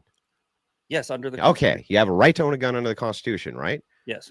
But isn't that just a concept? Like you don't actually have that right? Yes. Again, you can do that. You can do this all day, where you reduce it down to. Well, this isn't even a reduction. I'm just clarifying the statement that that rights are. Hey guys, I just want to do a quick pulse check. So it is 6:30 p.m. Technically, I have a supporter call at 7 p.m. I am wondering if the supporters in my chat right now, who are going to be most of the people on the call, would you guys mind if we delayed our supporter call till 7:30 or maybe even 8 p.m. to watch more of this debate? Because this seems to be going on for a while and it's entertaining for me. And I feel like, we've got some new friends with us here today. And so would you guys mind if we delayed the start of our call, maybe an hour? And then we can have our call at 8 p.m. instead of 7 p.m. Let me know in the chat. One in the chat if you're in favor of that plan. 2 in the chat if you're not. Okay. Mac B, of course, your vote is the most important because you are hosting movie night later. Mac B is, by the way, if you're in my supporter Discord, Mac B is showing the original Godzilla movie later. Should be at 9 p.m. After our supporter call. Okay. So we're delaying the supporter call for an hour. Okay. Thank you. I will send out an announcement. Thank you. Conceptual. It's just the Second Amendment is just this nuanced thing that we. No, it's not nuanced. I think the Second Amendment. Here, let me give it to you. I'll just tell it to you off the top of my head. A well-regulated militia being necessary to the security of a free state, the right of the people to keep and bear arms shall not be infringed. I could go down a bunch of them, a big line of them. I know the Constitution inside and out, right? Not every preamble which has ever existed in it, but I could probably even reference a lot of those. But the thing is that these are axiomatic concepts. The axiom being one nation under God. That's an axiom. This is saying we hold these truths to be self-evident. That's the axiom, right? That these rights are inalienable under God. This is axiomatic, right? And but that's conceptual because if you go to other countries, you don't have these rights, right? I guess I don't. Yeah, know. so they're not inalienable, really, except as far as we can enforce them, right? We hold them to be self-evident, right? All men are created equal. Yeah, right? But an axiom is something which you consider to be a self-evident truth. That's what an axiom means. Correct. Okay, so this would be an axiom, right? Sure. To them, it's self-evident, but you go to a different culture, it's not self-evident. 100%. Yeah, exactly. Yeah. 100%. Right? Like so. Then these are not objective truths, and they're subjective truths.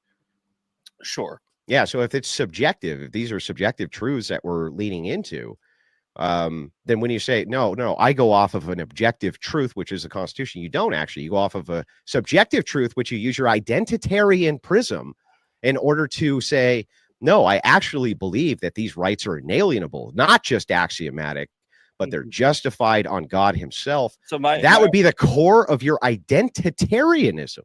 Sure. Okay. So you're saying there is no woke right because everybody has identity. At least on the identitarian front. So you can make your argument. Only on the identitarian front would I make this case. Your argument that I could use against you is there's no woke left either. No. Well, when we say woke on the left, we're talking about. What is woke on the left? Yeah. So that would be intersectional politics, which is based specifically Marxism on elevate. Woke on the left is Marxism. Intersectional politics is part of Marxism. Can we just start saying that it's Marxism? Specifically elevating one victim class over another victim class. That's woke right. Yeah, but it's not though, and I'm going to explain why. But I'll give the counter too for each one of these definitions for how it applies to woke left and intersectionality, but not the right, who rejects intersectionality. All of them, in fact, kind of categorically reject intersectionality. They do. But that doesn't mean that they don't have to play within the purview of the left. So imagine it this way, politically. So when you and I are debating, we both have a distinct worldview, right? Yes. Like it's a distinct way that we view the world. If the left views the entire world through intersectionality, when you're talking to them, you're talking about them through that view. That's all that they understand is that view. So if you destroy their arguments, you're destroying them inside of that view of the left. That's what you're doing. So if people force intersectionality, woke leftists force intersectionality on the right, then the right has every right to reduce that to rubble by saying, oh, if that's the case, that we're doing people group elevation, we should also be able to elevate whichever people group we decide should be elevated. You're using their worldview as a weapon against them. That is not you purposely adopting this as some type of precept for your ideology. It's a way to reduce their ideology to fucking rubble. Mm-hmm. Do you understand? So by using their own hyperfixation on intersectionality, then the woke right is using their own hyperfixation on intersectionality to sort of reduce their argument and so think of it, which turns them into woke right. No, they wouldn't be woke right. No. Still, well, they wouldn't actually follow the same concept. So it would be like this. They do though. A kid says this entire strategy could have been defeated had Andrew Wilson just said Marxism instead of intersectionality, because intersectionality is part of Marxism. Intersectionality is nothing more than identifying all the different ways in which you're oppressed by capitalism. And the more ways you're oppressed by capitalism, the more overall oppression that you experience. If you're oppressed by, critical race theory, or critical gender theory, or critical disability studies, or any of these things, that's all intersectionality means. All the different vectors by which capitalism oppresses me. Had Andrew Wilson just said Marxism, he would have deflected from this entire path that Misfit moron is now going down. It says that oven's not hot. And I say, yes, it is. You're going to burn your hand if you touch it. No, I won't. And you say, well, go ahead, touch it. And they touch it, and they burn their hand. You're like, ha, Andrew, look at that. You're guilty, just like him, of thinking that the oven was, you know what I mean? It makes no sense. It's like, look, when you go into people who identify in identity politics, we have to agree that all of us are hyper focused on identity politics. There's no way around it. When you say a victim mentality, right? Do you think that it's legitimate that, like, don't you agree that there is a lot of actual victims who are white who have been victimized by the DEI of the left? Like, that's a legitimate grievance, isn't it? Well, they not would really. The woke left would argue the same thing. Yeah, but you're using their view to point out that by your view, woke leftists, the grievances that you would hold in racial categories, we also would have a stake in by your metrics. And you're proving my point. That's not a proof of your point. It's a proof of the rejection of the ideology. But they engage in the same thing. They're not engaging in it. They're just pointing out the absurdity of it. No, but then they do engage in it. They talk about how white people are oppressed. You just said it, right? White people are oppressed. Identity politics with a hyperfixation on race. This is what the Groyper movement is basically all about. No, it's white not. People are victims because of some That's not what it's magical, about mystical at all, figure out there. These Jewish controlled fucking that's space lasers that are, and like Nick Fuentes went on Alex Jones and said, the whole Groyper movement is about Jewish controlled space lasers. I mean, silly me, I thought it had more to do with Israeli influence in American politics, but all Jewish people were transported to the moon, the world's problems would go away, right? You're telling me that that's not a hyper fixation on identity politics and intersectionality? I think it's a hyper focus on identity politics. I just don't think that any particular group. To be fair, I don't think they need to be transported to the moon. I think maybe if they're just given their own country, that they can go and do Jewish things in their own country, and America doesn't have to support them. Like, I don't think Nick Fuentes and the Groypers would have any problem with literally all the Jews in America moving to Israel and just being left alone and stop taking American money, and we can stop supporting them. Like, I think quite frankly, I don't even think all the Jews need to leave America to make the Groypers happy. I think that maybe a good first step would just be stop sending all our money to Israel. Like, can we, like, the Jews that are in Israel can stay in Israel, and the Jews that want to stay here can stay here. And if Jews in America want to move to Israel to go be Israeli, like, they can do that. And we just stop giving them our money. I think that would probably be like a really good first step that would make everyone happy. Doesn't need to be the moon. We're not asking for the sun, the moon, and the stars. We're not asking people to go into space. We're just saying, can we stop giving you our money now? And if you want to go live over there, go live over there. And if you want to stay here, I guess you can stay here. But can we just stop giving you our money? Has any pass on hyper focusing on identity politics? Why? So, like, from your view, I have a better word for this. Would be reactionary. So these groups all call themselves reactionary. Fuentes and the Groypers call themselves reactionaries. That actually makes sense, because if they're saying, look, you're imposing X on us, we're reacting to that by doing by showing you the exact same behavior back, and you don't like it. Bro, exactly. They are doing exactly what you're saying. We are going to act woke against you. Then that would be reactionary, not woke right. So we're saying the same. No, they're not holding the same set of beliefs. That's the delineation. So here, maybe I can do it in an analogy. But you just said you just said the woke left is one victim class over the other.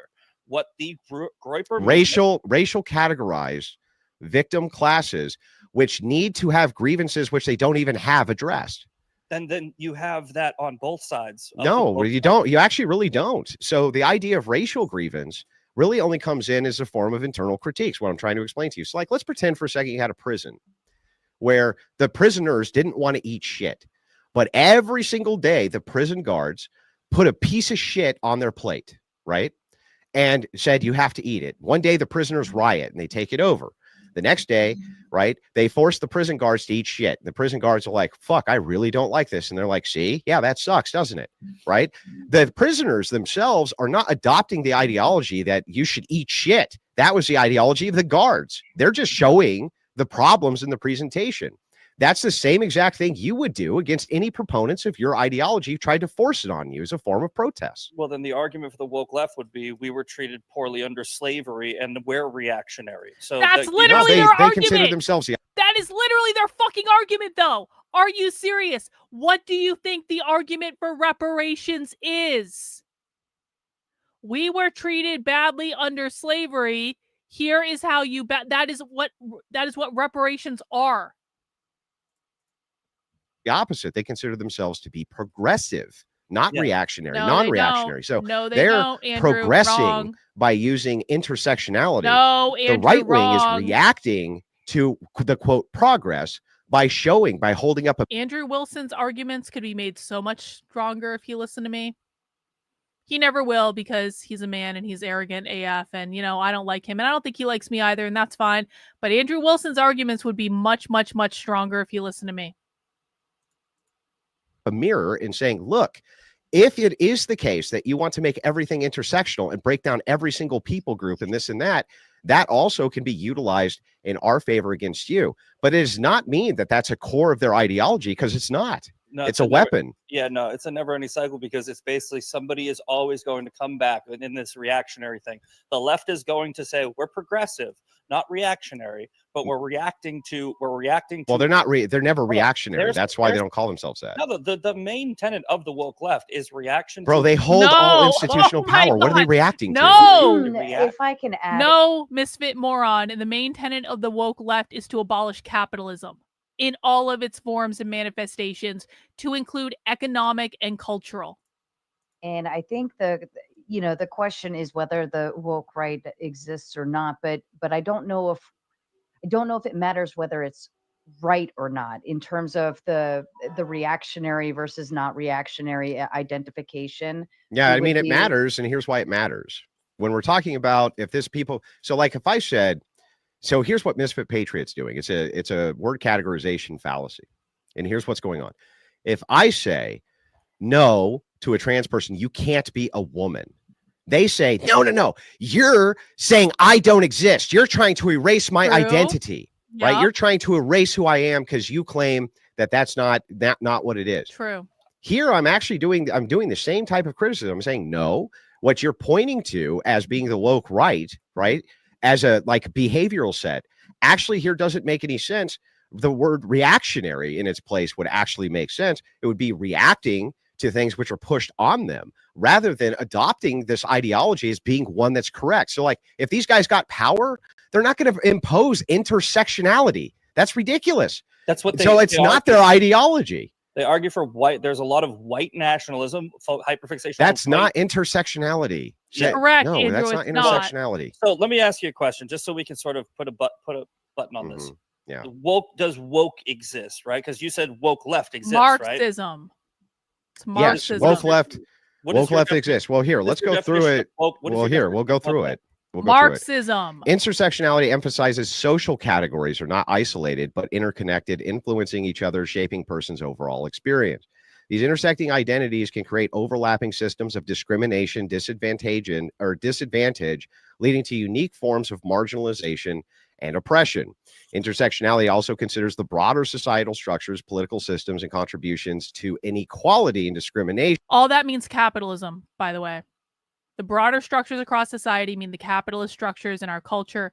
Intersectionality means all the different vectors by which capitalism is oppressing you: race, gender, whether you're fat or not, whether you're disabled or not, if you're Christian or not, whatever the oppression thing is, it's all related back to capitalism. Remember, equity is the core point of wokeism. Yeah, equity. abolishing capitalism. This is something that's abolishing categorically hierarchy. rejected by the right and the Christian right. True. The idea of equity, the idea of equality. That's actually a really good point. The idea of equity is explicitly rejected by the right. The Nick Fuentes wants a monarchy. What equity means is getting rid of all hierarchies. Equity is about the hierarchy. It says some people have more than other people. We don't want some people to have more than other people. We want everyone to have the same. We want to abolish all hierarchies. Equity is the flattened hierarchy. So to say that the woke right exists in the same way that like the left does, you'd be saying that the Groypers would be arguing to abolish all hierarchies, and the Groypers have an explicit hierarchy, and Nick is at the top of that hierarchy, and the Groypers want a monarchy, and there is no greater hierarchical structure than a monarchy. So that's actually another really good point from Andrew. Tarianism itself is now rejected by the left. Even now they say it's equity. So they frame it like this. There's never going to be people who are exactly the same height. So if you're trying to look over a fence and they're trying to look over a fence, they're going to have an advantage. Right? Equity is about putting a box under them so that they can stand on the box and also look over the fence. That is the basis for intersectionality. That is completely rejected by not only Fuentes and the Groypers, but it's rejected by all of what you would consider the dissident right. No. They don't want a box under them so that they can be equal or have equity with some other social group. They're actually demanding the opposite. They're saying, look, we already are looking over the fence. We don't need any of this shit. You're just trying to steal fucking everything we have. That's what they're saying, right? It's the opposite. Yeah, Correct. Unfortunately, though, they're just like the left and making it up, right? They're saying the problem is Jewish. What are you talking about? We are oppressed. We need, even though they don't use the word equity, we want equality with the people who control. No, they're not demanding equality. None of their tenets are about equality or equity. They are. Their tenets are actually the opposite. They're like, no two people are ever going to be equal. There's never going to be any such thing as equity. They don't demand equity ever. None of them. Do they focus on a disadvantage that they have? No. Political disadvantages are not what equity means. Equity is a categorization of multiple forms of race, multiple forms of oppression, multiple forms of oppression, disadvantage, such as race, gender. Yeah, but where's the equity that they're demanding? Guys, this is what James Lindsay does to people. Misfit Moron is a perfect illustration of like the absolute clowns that James Lindsay turns his followers into with this constant bullshit. Equity are they demanding? They don't use the word equity because they're not demanding it. The whole point of intersectionality is for equity. They want the people who are that they are disadvantaged against, right? No, they want those people to be out of power. No. They're saying this. They're saying, I can already see over the fence, right? I'm not going to let you cut my legs off so that you can see over the fence too. That's the opposite of equity. What the left wants is equity, where they take a piece off of you so that some social group can also see over the fence. The right and dissident right categorically reject that. They reject equity completely. That's the merit of intersectionality, is equity. Otherwise, what's the point of it? Like, let me ask you directly. What would the point of intersectionality be if the left wasn't fighting for equity? What would it be? So you're saying there is no tenet point of woke is intersectionality. No, no. I'm not saying it's the only tenet. We could throw in things like LGBTQ and things, but it's No. always going to reduce to equity. The idea is always about equity. Andrew Wilson really, oh God, I wish that he would be a more reasonable person and could actually have a reasonable. I wish that if someone is actually in contact with Andrew Wilson, like, he's so close on this. He's so close. And I'm not trying to shit on him because I actually think he's doing a decent job. Andrew Wilson is so close in understanding the left, but if he understood it to just a minutia more, his argument would be much more powerful. It is all about abolishing capitalism. And now you might say, well, the right doesn't like capitalism either. Well, okay, granted, there are problems that we can all like talk about with capitalism, but the thing of it is the right doesn't like capitalism for a different reason than the left doesn't like capitalism. The right has a completely different definition of the term capitalism than the left has of capitalism. And so when he says equity, what he's talking about is the abolition of capitalism. And if he just reduces the argument and his entire intersectional argument to being 100% about and even maybe he doesn't even need to say capitalism. Maybe even saying the word capitalism would be too confusing. Say the abolition of private property ownership. That is what the Communist Manifesto says. That the singular goal of Marxism is the abolition of private property. The right does not believe in abolishing private property. The left believes in abolishing private property. This is the fundamental difference between the left and the right. Is the right might have problems with capitalism, but they don't want to abolish private property ownership. The left wants to abolish all private property ownership. And everything that Andrew's saying is related to that. Every intersectionality argument is related to that. Every single equity argument is related to that. Everything that Andrew thinks is LGBT but is really queer is related to that. And so if he just understood this one piece and could reduce the argument even further than he already has it, because he's like pretty close. Again, he is closer than a lot of people I've seen on this. It would be much stronger. And I would like Andrew Wilson to be strong in this because I'm really enjoying him watching him spank Misfit moron's ass. But just that one little tweak and he would be better.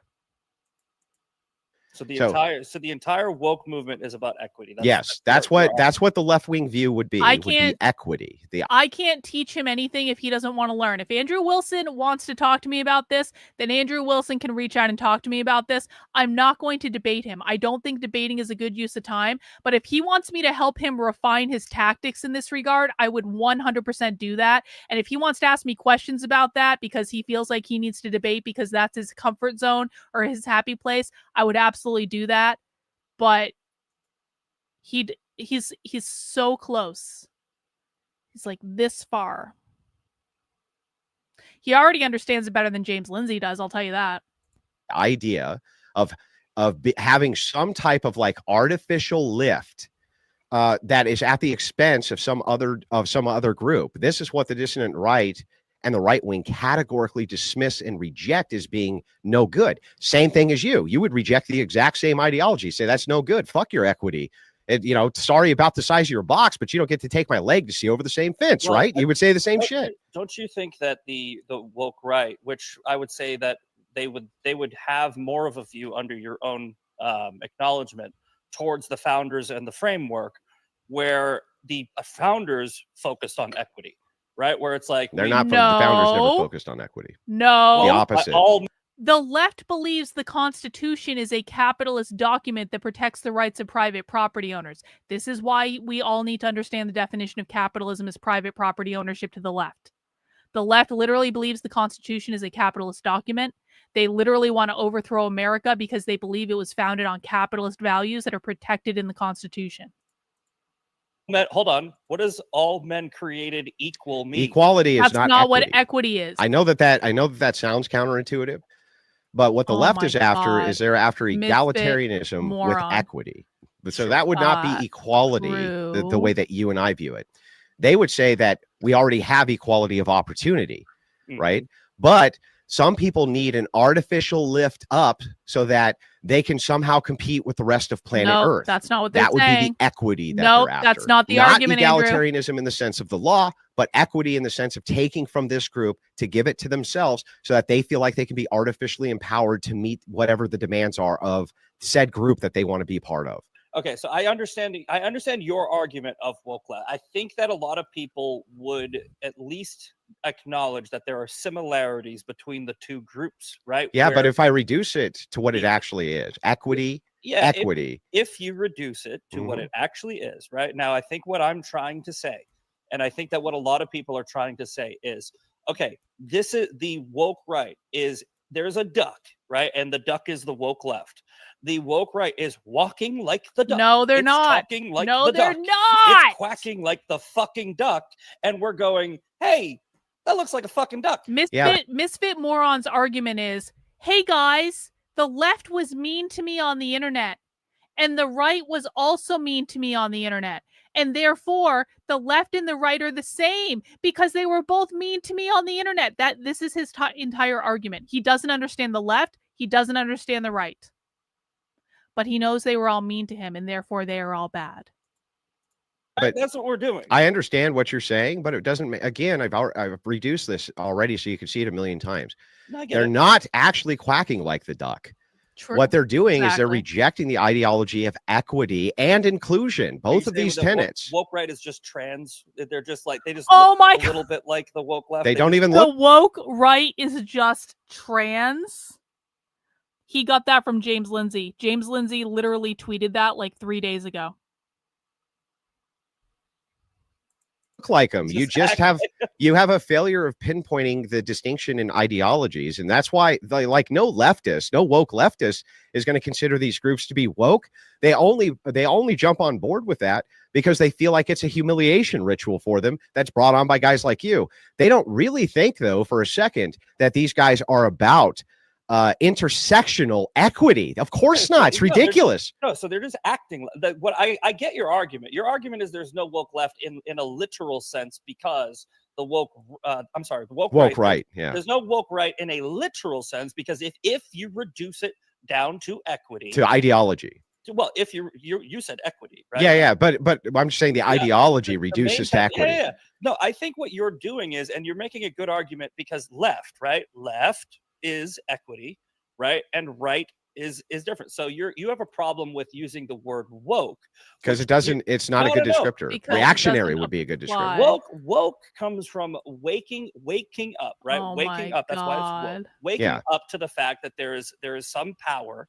There is some power over us that we need to overthrow, and we need to take back the power because now there's woke is bullying, except except when they do it, except when he does it, and then it's fine. Woke and woke left. Yeah, right? But listen. This started from black leadership, who was talking about an oppressor class who was oppressing them.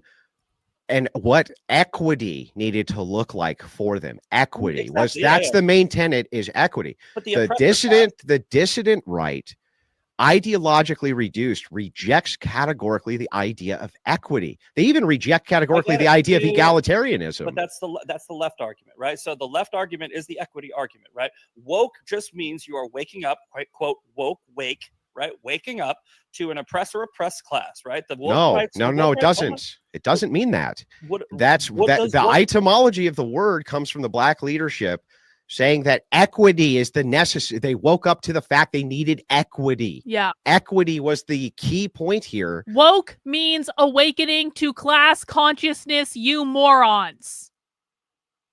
The whole idea of communism is that people need to wake up they need to wake up their class consciousness to realize that they are part of an oppressed class. That is the basis for what equity means. Equity creates a hierarchy in which some people have more stuff than other people. The people who have more stuff, the bourgeois, the oppressors, are the bourgeois class. The people who have less stuff are the proletarian, the oppressed class.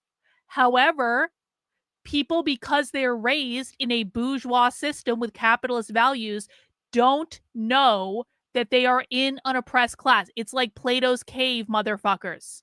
You don't know you're in a cave. You need to wake up to the fact that you are in a cave. That is what awakening to class consciousness means. And that is one of the key things that needs to happen in order for the Marxist revolution to happen, because the proletariat need to wake up to the fact that they are oppressed so that they can then organize with other proletariat to overthrow the bourgeois and create a dictatorship of the proletariat. That is what this means. I don't know why this is so difficult to understand.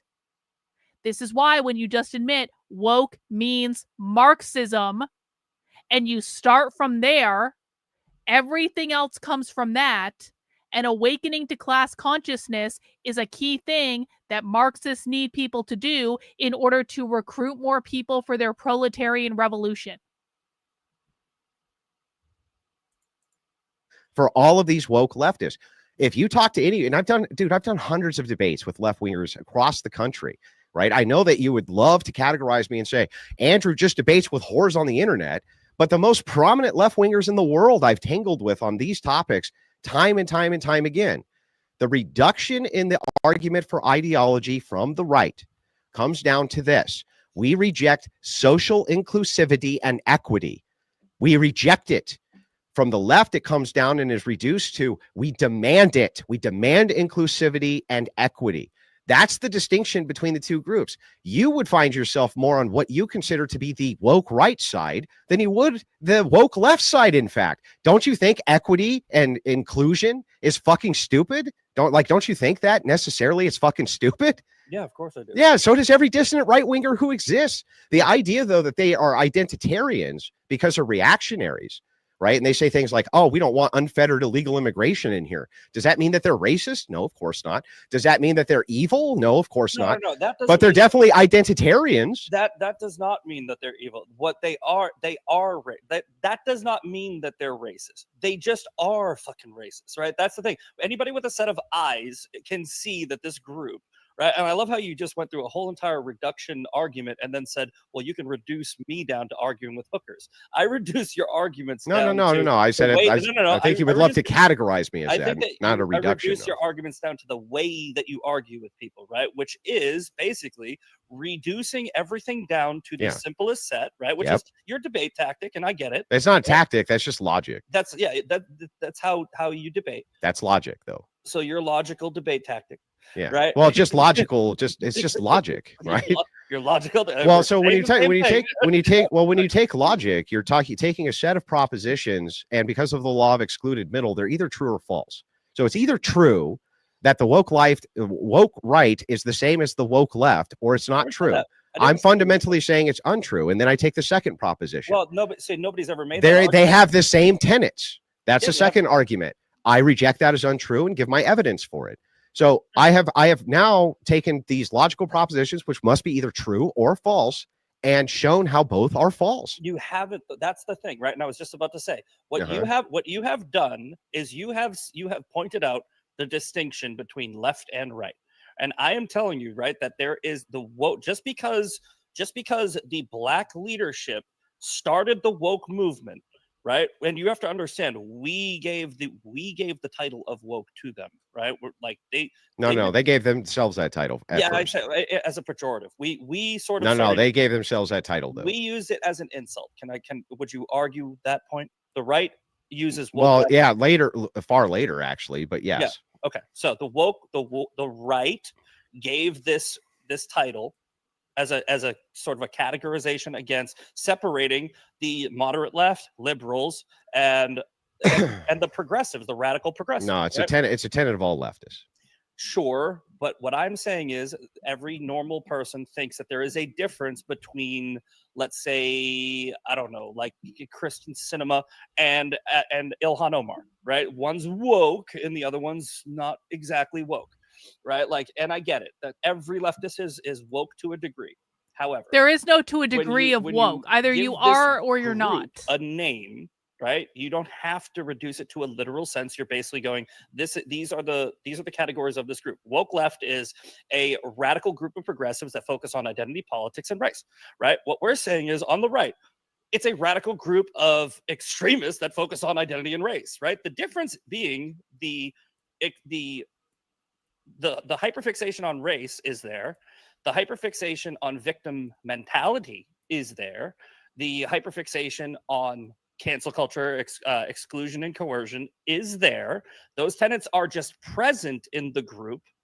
And because those things are present, no matter how they're defined literally, they are present, then we are just calling it the same thing with a different name. We're No, calling you're woke not. left You're making these shit tenets, up. which Oh they my have, God, this guy is woke so right, these dumb. tenets which they have. Now you're making the argument, but everybody has those tenets, and that's when I come back in with it's kind of like really like something that you don't have to explain. You just see it, right? It's like there is a clear difference between. So he's making the Supreme Court's argument on obscenity. I know obscenity when I see it. The Groyper movement. I know woke when I see it. And oh, it just so happens that I think everyone is woke who doesn't like me on the internet, which is part of James Lindsay's definition.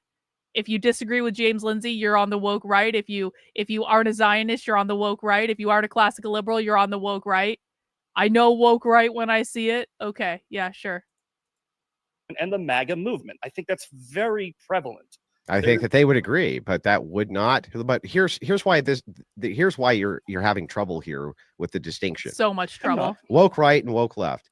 I would say that the woke right is a group which hyper focuses on using the English language to make political points in the United States, and that the woke left is a group which hyper focuses on the English language to make political points in the United States. See, they're exactly the same. Do you see? No, they're exactly the same. They both use the English language in order to make political points in the United States. So they're exactly the same thing, right? Hitler drank water, yeah, that's my whole point. When you create a descriptor, right? The descriptor is supposed to point at the behavioral patterns which you can dictate based on the ideology. That's a good idea. You have two distinct ideologies you're looking at here. One which is using the prismatic of elevation through equity, and the other which rejects it.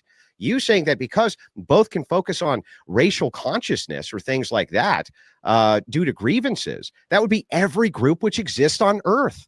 Mm-hmm. Every single group which exists on Earth is going to have some case of racial consciousness, in-group consciousness, in-group think. All of them, because all politics are identitarian. You just making the claim that both groups have a set of racial consciousness doesn't actually put them in the same category unless you're going to admit that because they both make language, the English language, a hyperfixation so that they can make political points, they're exactly the same group. That doesn't make any sense, right? I think that you're reducing it down to something like Trump drank water, Hitler drank water, where in reality it's something they're very closely mirroring each other. And they have a distinction between the majority of the group that they're in. Did Misfit Moron just say that Trump is literally Hitler because they both drink water? So you have the right, and then you have the what we call the woke right. Okay, what's the difference between the two? That's a good question, Andrew. So the difference, like I said, the difference between the woke left and the woke right? The difference between the right and the woke right. Okay, the difference between the right and the woke right. Not the classical liberals and the woke right. There's a hyperfixation on Christian nationalism versus patriotism, right? So MAGA is more of like a Agenda 47. When I say MAGA, I'm talking about Trump's policies. Yeah, those are all Christian nationalists who got Trump elected. Yeah, I understand who got him elected. It doesn't. Yeah, I mean, for sure, it's Christian nationalism is the agenda of the day for the right. Well, I mean, one could make the argument that bringing in the moderates and bringing in the center is what got him elected, right?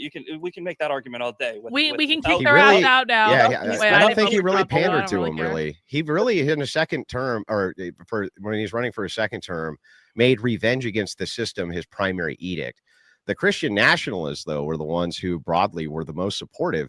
And Christian nationalism itself is an identity. You are a Christian and a nationalist, right? I think that so we're talking about his base versus versus how many people voted for him. I don't think that any political. What do you think "Make America Great Again" is? It is a nationalist slogan. Candidate wins off their base alone. No, right? I agree. Yeah. So he's just better than the alternative, but the vast majority of the people who kept his popularity in check were Christian nationalists. Yeah. I can point at all of them. You yourself, aren't you a Christian nationalist? No, I mean, I call myself a Christian patriot because I think the difference between nationalism and patriotism is nationalism is support for one's country at the expense of another nation, whereas patriotism is love for one's country and doing what's best for that country, no matter what it is, right? So Misfit Moron wants to be cucked to Israel. It's like he's saying nationalists just want to put their country ahead of everyone else. Yeah. Yep. And patriots want to put Israel's interest ahead of America's under the misguided assumption that that's what's best for America. Okay. That's like saying I only want to enforce borders around my personal property, around my house, unless my neighbor really, really, really wants to come over and use the pool. And if my neighbor really, really, really wants to come over and use the pool, then I have to let them anytime they want to. Otherwise, it might not be what's best for me because I have to live in with the neighbor and exist with the neighbor. So I have to let them use the pool so to keep them happy, even if it's on my property and I don't want to. Having relationships with like a country like Israel, which is beneficial to America, I think it's patriotic to support that. Yeah, sure. Yeah, but I mean, you still come down to America first, right? Oh, 100%. So even if it's the case that we're exploiting some other country, you're still going to go with America, right? So here's the difference. I think that the difference is in a slogan form is one Christian nationalist is America only. I'm America first, right? Where I think you should put America's interest first, number one, but not exclude. What do you think Christian nationalists believe? Why do we have an obligation for any other country? I believe that they want a nationalistic society, which is a society that is superior and to the detriment of other nations. No, not to the detriment. They're fine. They're fine with open trade. It would be in everyone's best interest to have every other nation in the world be a totally functional nation.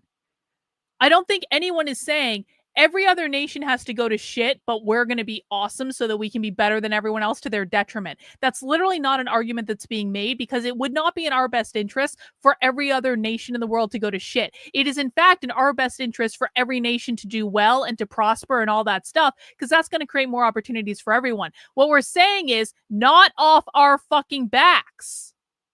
We don't want to pay for you. We don't want to pay for Israel. No more foreign aid. No more foreign wars. No more foreign nothing. Fix the problems here.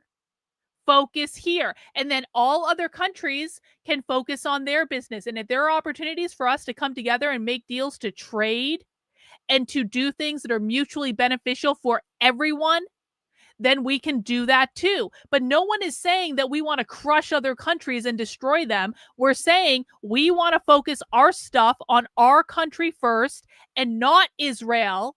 And you guys, and if Israel wants to build up a great economy on their own with no foreign aid from the United States, we would wish them well. And then if they want to trade with us, cool. And no, Netanyahu, we're not going to fight any wars on your behalf. We're not going to involve ourselves at all. If you want to go start a fucking fight with Iran, then you can deal with it. And no Americans are going to die in your fucking conflict. I don't know why this is so difficult.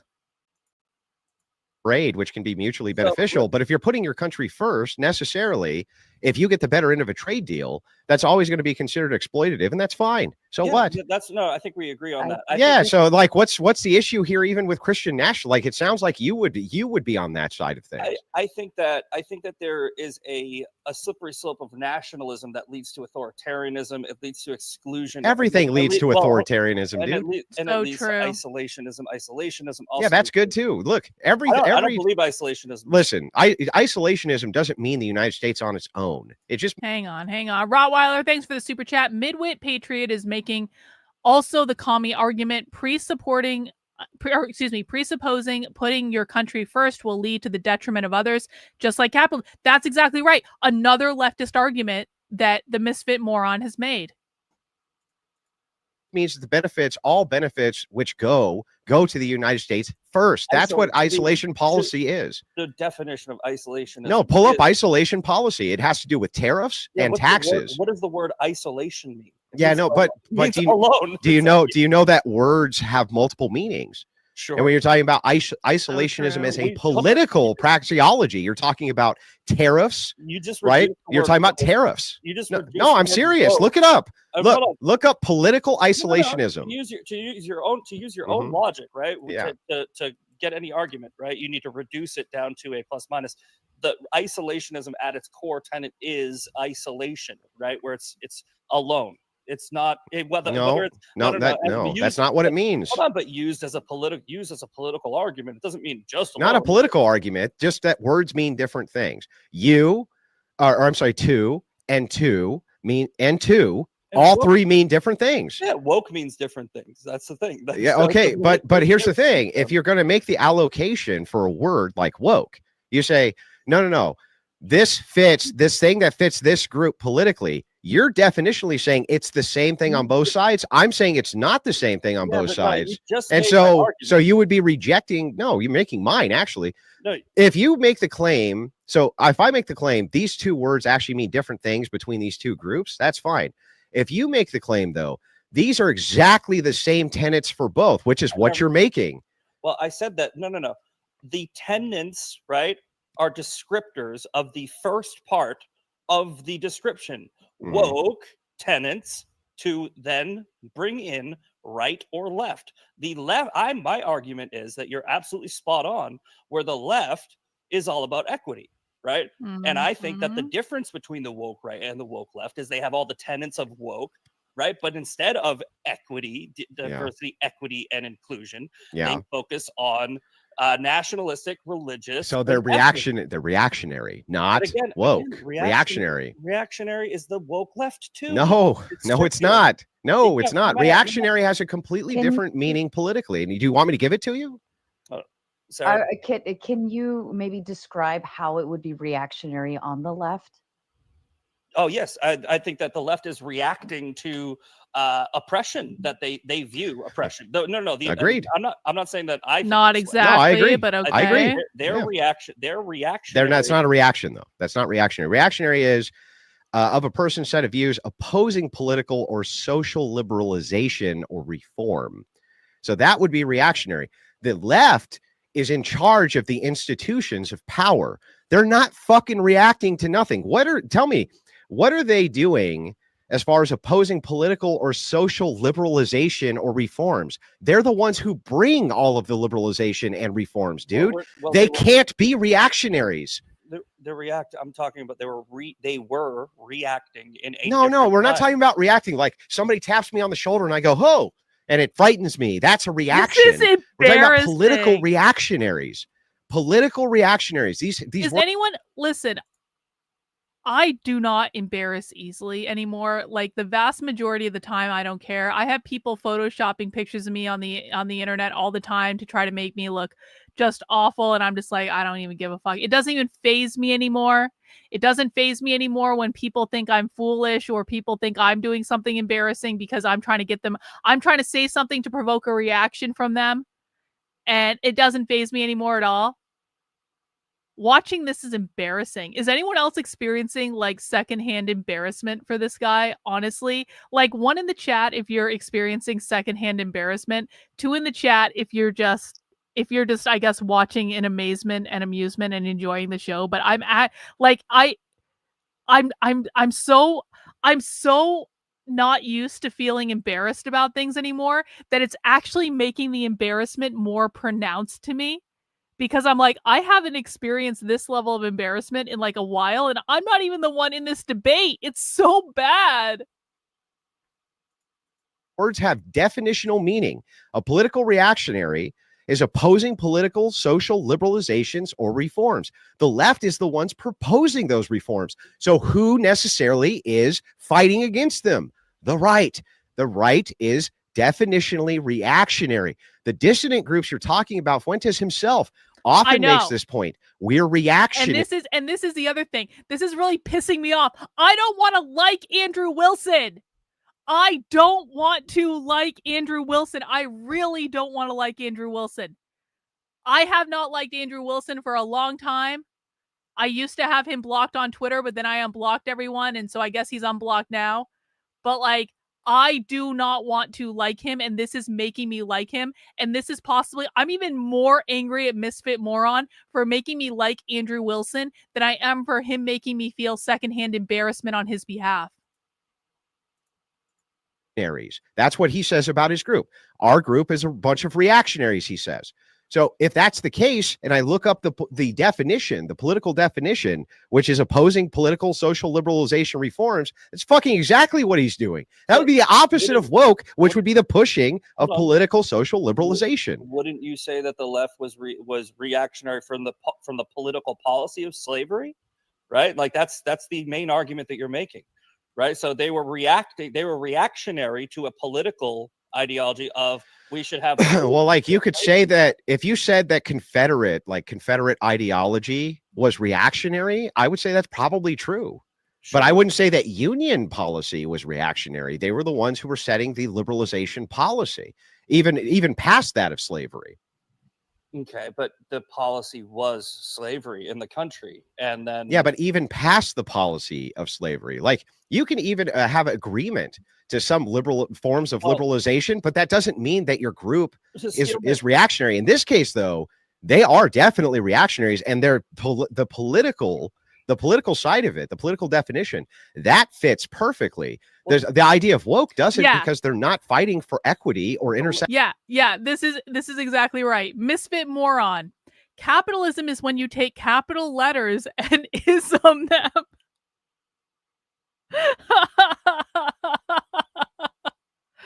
So true. Actionality. The left has not always had a stranglehold over the political system. That's the thing. They have for a long ass time. Yes, they have. I would argue that from the inception of the United States, it was a liberalized policy. We're a leftist nation since our founding. I would say it's more progressive leftist from the foundations on. Yes, because if you take the Constitution, for instance, would you consider the colonials to be the progressives or the conservatives when they're trying to break away from a king? Like which one here, if you had to categorize it, would be the leftist they did engage or in the revolution. left wing, and which one be the right wing? If you just had to pick one, would the right wing? Which one? I see the argument. Well, which one? Tell me which one. No, the colonials. Yeah, the colonials would be left wing, right? You could make that argument if you were to compare. Yeah, if you're just making a comparison. That they would be the ones who would be progressive. They would have the progressive, more liberalized ideology over the king, right? Who's foundationally been exactly. So we originally fight them, we progress, and then we try to conserve, and everything against that conservation is liberal, is what is leftist. Sorry, leftist. No, it's not that everything would be. Well, so there's going to be pinnacles, but if you're talking about the groups who are in charge, who are making the policy, if every institution was a right-wing institution, all of them, and they held the media and they held the all of the institutional power and things like this, you might be able to make the case that left-wingers were being reactionary. But that is not the case. The case is the opposite. I think that what we're trying to sort of like try to steelman the left's argument, even though I don't agree with it, I think that they would at least consider themselves reactionary to the policies that, and honestly, I kind of agree with you, because the left was the ones that were pushing slavery. I get what you're saying, right? The left was the ones that were trying to keep slavery. And I would say the right was reactionary in the Confederacy against slavery. Or sorry, no, vice versa. Against the Union, against the Union. Would be political reactionaries at their group. Like if you have guerrillas up in the hills of Cuba who want to take out the Cuban government, those are fucking political reactionaries. Okay, for sure. Those are political reactionaries. They're not fucking, even if they held a bunch of these ideas, right? Like racial consciousness. Fidel Castro holds racial consciousness, and the rebels hold racial consciousness. They still aren't really going to be categorized under the same concept because they're not the same types of groups. It's the same thing here. You're talking about dissonant reactionaries. You're not talking about intersectional racialists. That's not what the argument here really is about when it's talking about woke here. I think that I see what you're saying, right? And I agree that there's some truth to it. I think that we again need to bring this back to the commonalities between the two groups, right? Where they have the same, at least presentations for their arguments. I don't think that can be argued. Okay, but we need to make sure that we don't walk into the. Now he's making the James Lindsay argument, which is if the left does something that proves effective and the right does something based on the effectiveness of the left to say, oh, wow, look, the left did that thing and that thing really worked and got more people on their side. Why don't we try doing that thing for our side and maybe we'll get more people on our side? So what he's saying is if the left does something that works and the right notices that the left does something that works and they then try to employ that tactic to see if it can work for them too, that means they're communists. Because this is what James Lindsay's been saying. We're not allowed to, if anyone says Karl Marx is an effective writer, which I don't think, listen, Karl Marx has sold millions and millions and millions and millions and millions of books. His books have been around perpetually forever since they were written. You cannot tell me that Karl Marx was not an effective writer, given the amount of books that man has sold. Right? So James Lindsay says anyone who says that Karl Marx is an effective writer is automatically a communist. Well, no, that's acknowledging that maybe Karl Marx did a correct thing here and there, not in terms of the ideas that he had, but in terms of how he presented those ideas. And maybe we should look at how he's presenting those ideas and think about maybe why those ideas are appealing to people. It's like the same thing that the right does every time the left actually organizes a protest. So the left spends weeks or months organizing these protests. They have multiple organizing meetings. They're thinking about all the different factors of the protest. They're working with multiple groups. Everyone comes together. It's a team effort. Then the left has a giant fuck off protest because of it, because they got all these groups together and they had all these meetings and they all worked together to pull off a great protest. And people on the right say, that's not organic. That's all fake. They're all fake protesters. And then if you try to say, hang on, maybe we should try some of their organizing tactics, they go, you're a leftist. Well, no, you're not a leftist just because you're like, listen, the left is like, actually trying and getting people together and they're trying to do stuff. And it's like, maybe if we actually just tried on our side, like the way the left tries, maybe we would actually be a little bit more successful than they're being. And then everyone goes, you're a communist if you want to try. Just go work your job and then complain about how you have a job and shut up. It's like, man. Mira, thank you for the super chat. Translation, we need to go back to talking in circles since I once again can't keep up with your argument. Yeah, that's a Misfit Patriots or Misfit Morons perpetual state of being. Okay, a group which hyper-focuses on the English language to make political points in the United States. Because they both can do the exact or have the same types of conscious ways in which they make points or in the ways in which they deliver on policy, even if there's similarities there. Sure. We have to make the ideological political distinction, just like with isolationism. That's about tariffs, and it's not about like keeping the country all by itself on an island. That's not political isolationism. These words have distinct political meanings. These groups that you're talking about on the dissident right are reactionary groups. They're not woke groups. They reject equity, categorically reject equity and inclusivity. These are the core tenets of woke. I think that, again, we're going to disagree, but I will agree with you on this, right? And I think that we will have strong agreement on this. I don't want to broad scope the woke right so that it's now applied to anybody that disagrees with some, like if you have a tenet like you're not woke. You're definitely not. You're again, if you have one or two tenets of the woke, that what me and my side are arguing is the woke right. I don't want, like Matt Walsh, people were calling him woke right. I'm like, he's not woke right? When you not woke right? I think, like I said, Nick Fuentes, I would say because of the hyper fixation, right? I would say that there's an argument to be made where if it walks like a duck, it talks like a duck. Yeah, I understand what you're saying, but this is where you're making the word concept fallacy here. The idea here is that when these ideologies themselves, when we go to their principles, so you say like the Constitution's a principle you follow, right? So you say my political ideology reduces to constitutional truths, whatever subjectively you think those are. That's where it reduces to. So Hey, Gayla, I sent out a notification on Locals and on Substack saying we're going to start the Zoom at 8 p.m. So that is our plan. We pushed it back so we could watch more of the stream. Apologies for any inconvenience for people who are waiting for my supporter call, but we will be starting in about half an hour. Oh, no. Oh, no. Oh, God. James Lindsay is about to have a meltdown. Pray for James. Pray for the lunatics that are pushing the woke right hoax. Pray. I don't want to watch Dave Smith. Please don't make me watch Dave Smith.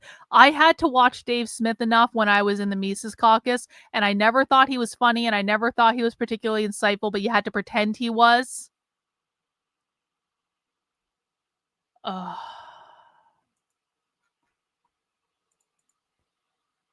So somebody was like, well, you reject the Constitution, and just kept asserting over and over that you reject the Constitution. You'd be like, no, I don't. That's where the prism of my ideology comes from. This is the same thing here. You can't keep on saying that these two ideologies are identical because they look alike and talk alike. They're not. Hang on. Even the core concepts here are not even close, because the reduction ideology comes down to the idea of equity, inclusivity. The dissident right rejects both of the precepts for wokeism. Both. They don't meet either category for it. Yeah, again, if you define wokeism as solely based on equity, reduce it to anything but equity. Anything but equity. Private property ownership. No, you do it. Private you do it. property you reduce ownership. It to anything private other property than ownership. equity. Private property ownership. I told you, it's with the coercion exclusion. No. Yeah, those are all bad things because they don't provide equity. Moral absolutism. Yeah, you don't have a problem with moral absolutism. I don't have necessarily a problem with it. I'm saying that these two things are tenets of it. But from the left, the reason all of these things are bad is because they don't promote equity and inclusivity. They also That's why. Well, I would say that there's another tenet that I guess, I don't know if this is a tenet, but it's sort of just something that they both espouse, is there's they looking for radical change and radical overhaul of the government, right? So the woke, like let's use the abortion argument, okay? The abortion argument, the left wants all abortion to be legal, right? Yep. And I would say that the woke left wants all abortion to be legal up until birth. They want no restrictions. After birth, right? too. The woke right, and this is more of a Christian thing, but the woke right has it. They want no abortion. Like, they don't want to move at all. They say any abortion, any and all abortions are a sin. Except for the health of the mother. Except obviously, right? Yeah, there's very few people that are like, kill them all. Yeah, but that is so. Here's what's so funny about this is you're actually kind of again making my argument for me. What you're doing is you're taking collective class consciousness and identitarianism, and then you're applying it even more broadly. So you can apply it as broadly or as narrowly as you want. In this case, when you're talking about the two sides of abortion, one side is saying that other than the health and welfare of the mother, we're not going to permit you to kill children. The other side is saying it's not even a child, so I'm not killing anything, right? Sure. These are the consciousness and class for identitarianism. But what informs the identitarianism? For the right, it's Christianity. Otherwise, they can't justify it's a life. On the left, it's secularism, or they can't justify. It's not secularism. The left pushes reproductive justice, which is what they call abortion, because they want to abolish the nuclear family, because the nuclear family is the reproduction mechanism for capitalism. Without the nuclear family, you don't have social reproduction theory of capitalism, means you don't have future capitalist societies because you don't have future capitalist workers. The way that abortion is an attack on the nuclear family is abortion is a way to liberate women from the gender binary, which is also created by capitalism. It's a social construct created by capitalism based on who is the party in the relationship that has the ability to give birth or reproduce. By allowing women to opt out of their reproductive function, it is an attack on the gender binary, which is an attack on the nuclear family, which is an attack on capitalism. That it isn't a life, right? No, I agree. So if that's the case, then you're actually making the core for me that all of this is based on identitarianism, including abortion. But the tenets are different. The tenets between secularism and Christianity are so 180 to each other, which is how you can end up with this parallel to begin with. I think yes, no, I am on the side of don't kill babies, right? But I'm saying there is the fringe is what we're arguing. We're not arguing. What fringe is there? What's the fringe there? I would say that I will move, even though I'm Christian, I will move a little bit on the abortion argument, right? Whereas you won't have that on the far right. Yeah, but that's not fringe. Like you would be in the fringe there because that wouldn't logically stack up. If you think you're murdering a baby, why would you? Is Misfit Moron making the argument that people who want to ban abortion are woke right because they won't compromise their beliefs on abortion? Listen, I'm pro-choice. I'm pro-choice with limits, like 3 months, like first trimester sort of stuff. I don't really want to get into an argument right now with people. The reason I'm pro-choice, by the way, is I want less men to be accused of like rape. And I think if you outlawed abortion, except in cases of like rape and incest, you would literally lead to more men being accused of rape. That's my short argument. I'm not going to get into most of it today. But like my point is that I'm not going to sit here and say that people who want to outlaw abortion are woke because they don't want to compromise on their values and beliefs. That's an absurd argument. This is like when James Lindsay made do you guys remember the meme that James made where James Lindsay made a meme that put conservatism at an extreme end of the spectrum? Like the only moderate acceptable place to be. I have to go find this meme again. I've been thinking about it a lot. James once made a meme where it was like, to be normal on the meme, you had to be a classical liberal, and being a conservative was labeled as extreme, but people didn't realize what he was saying. Did you ever permit that? No. Like I said, I just, like I was saying, if because of my... Then that can't be a fringe view unless you consider yourself part of the fringe. I think that I wouldn't agree with it, but if it's legal, if the country came together on a consensus, and it must be fine. 6-week thing, right? Where you have 6 weeks, that's when you can hear a heartbeat. A heartbeat is when you can define the presence. Yeah, you would adhere to the law, but you would try to get it overturned as quickly as possible. I would always want there to be no. Yeah, so that's not fringe. Sure. And it's not even radical political overhaul. It would just be you going, this is fucking immoral and we're going to do something about it. Sure. No. So I don't even know what the objection there would be, dude. What I was pointing out is, like I said, it wasn't really a tenant, but you have I don't remember maybe hardliners on what the majority of the country is willing to give on. You have hardliners in each group, in each fringe group, who are like, no. They're like, nope, this is it. This is what we're doing. Yeah, but I'm not sure that you haven't made a good case yet for how these are fringe ideologies. When the case is, you would agree, unless you're saying are you on the fringe? Do you think you're on the fringe? I think that, like I said, I would go with 6 weeks on abortion, even though I think that prior to 6 weeks, it's still technically classified. So then, if you had the option, you wouldn't go with it. Sure. Yeah. How could that be a fringe ideology then? Well, just because the majority of the country disagrees with me, 70% of the country. Well, then, I mean, if you're just going off of basic disagreement, right? Yeah. What you're not even saying the country disagrees with you. You're just saying that they're willing to compromise so that they can get less baby murder. Okay, I can at least understand that argument, but it's not a fringe idea to say you can't kill babies before 6 weeks. That wouldn't be fringe. Yeah, no, not to me and you. I think that there are people that would describe us as fringe, though. I highly think that. Yeah, but I mean, there's going to be people who are going to describe you as a fringe no matter what, whatever your ideas are. I agree, and that's the argument I'm making. I'm basically I'm just making their argument and just trying to figure out how I can understand their side. Right. Even though now this isn't about whether or not I agree. Right. What I'm saying is when we argue this is explicitly you're 100% right about this.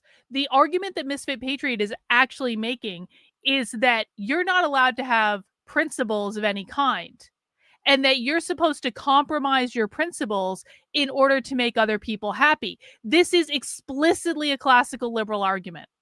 It's like, this is the argument the classical liberals are making every time they pretend to be conservatives and then say, hey guys, you wanted a big tent. Don't you need to compromise with us? You need to compromise with us because we're liberals and we came and voted for Trump. And now in exchange for voting for Trump, you need to compromise with us on all your values. So you're not allowed to have these values anymore. And if you have these values, we're going to call you woke. And we're going to say you're no different than the left and all this stuff. So Yeah, that's actually explicitly what he's doing. Mizakan, you found it? Mizakan may have just found the meme I was looking for from James Lindsay. Let's take a look. Yes, I want to go to the site. I want to leave YouTube. Thank you, Mizakan. Is this the one I'm talking about?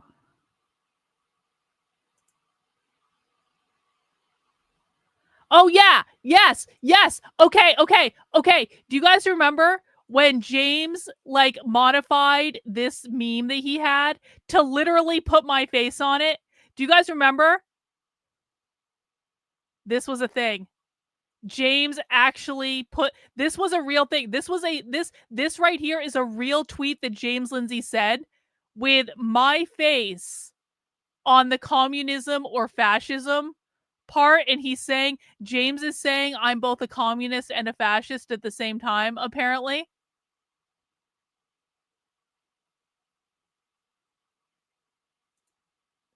But the problem is that on this meme, look at what forget the fact that he put a hot picture of me, because can we agree that's actually like a hot picture of me? I don't know why James picked a hot picture of me instead of like an ugly picture of me, but like, I guess I'm not going to complain about it, but like, look at what this meme actually says. Liberalism is normal and conservatism is abnormal in the same way that socialism is abnormal, which means the only normal path on James's meme that he created is liberal. And then if you are a conservative or a socialist, you are abnormal. And then apparently I'm both a communist and a fascist or something.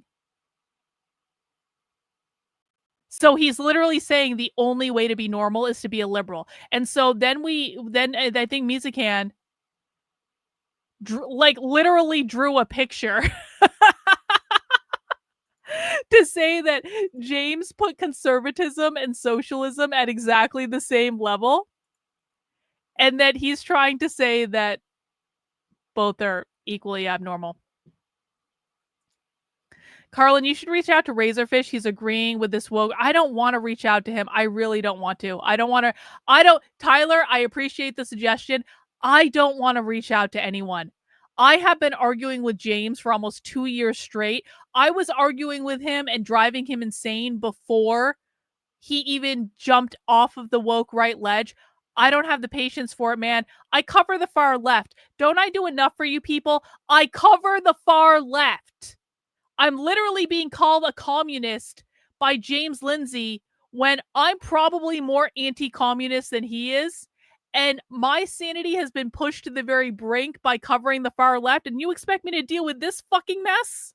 When he's making memes calling me a communist and a fascist at the same time? Speaking of Dave Smith, the other day, Douglas Murray went on Glenn Beck and said Dave was showing a sheer lack of humility in that debate. What a disappointment Glenn Beck turned out to be. What a disappointment Glenn Beck turned out to be. Douglas Murray, obviously, too. Douglas Murray is a grifter shill. Anyway. All right, we've got a couple. We can watch for maybe about another 10 minutes. So let's go back. Let's watch another 10 minutes of this debate. And then we are doing our supporter call starting at 8 p.m. So we won't get the whole thing, but I think we've gotten a really good chunk of it. The classification or the descriptor, which we're trying to describe, a fringe group, right? Yeah. And it's not even my definition of fringe. Then when you factor in a bunch of different variables and you don't reduce it down to just one thing, then I think that, like I said, a lot of people are jumping on board with the woke right descriptor because they see the similarities in the two groups. Yeah, but I understand what you're saying here, but you can reduce it, but it's not just a matter of reducing; it's a matter of understanding how you can make a thing definitionally true, even if it's not. Hang on, I got a super chat from Rottweiler. Thank you. Now, Razor Simp is a neo-Puritan who simped for Melanie Mack, a born-again Christian grifter, plus he's super buddies with Quarter Pounder. Oh yeah, fuck that. No, declined. Sorry.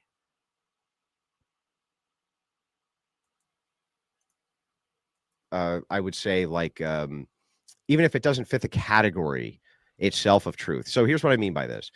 You can make in philosophy or in logic a proprietary definition for anything. So I could say, for instance, a cigarette is gum. The descriptor that I'm giving for the cigarette, though, doesn't describe gum. It describes a cigarette.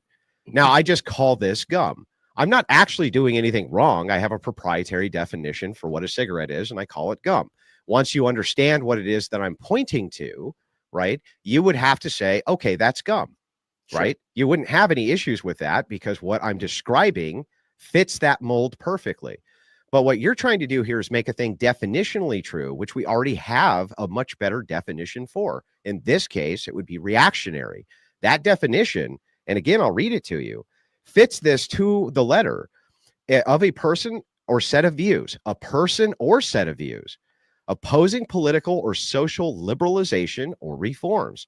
That definitely is going to fit this category of what you're calling woke right way better than any idea that you have of something which is conciliatory between the two views, because they both have different pillars which hold them up. Okay, so now I see what you're saying, and sure, I can agree with that. I can agree that you have. Then I think that's the debate. Then no, and here's why. Okay, because I think that what you're saying is if you reduce it and give it a better definitional term, right? That doesn't matter, because the reasoning behind the descriptor is not to be so accurate where yes, it's to be slanderous. Well, not necessarily slanderous. Like I said, I can make the argument for why it's true. You just have a better one that's also true. Now, no, I just have the one which fits the political ideology that we're discussing here. You have one which you're trying to conflate with this other thing because you want to hurt the feelings of these people. That's it, right? You just want to want to make fun of them and slander them ultimately. Otherwise, why wouldn't you go with the thing that describes the phenomenon? No. Like I said, right? If my description is by the way, what Andrew Wilson just described, James Lindsay has admitted he's doing that on like several occasions.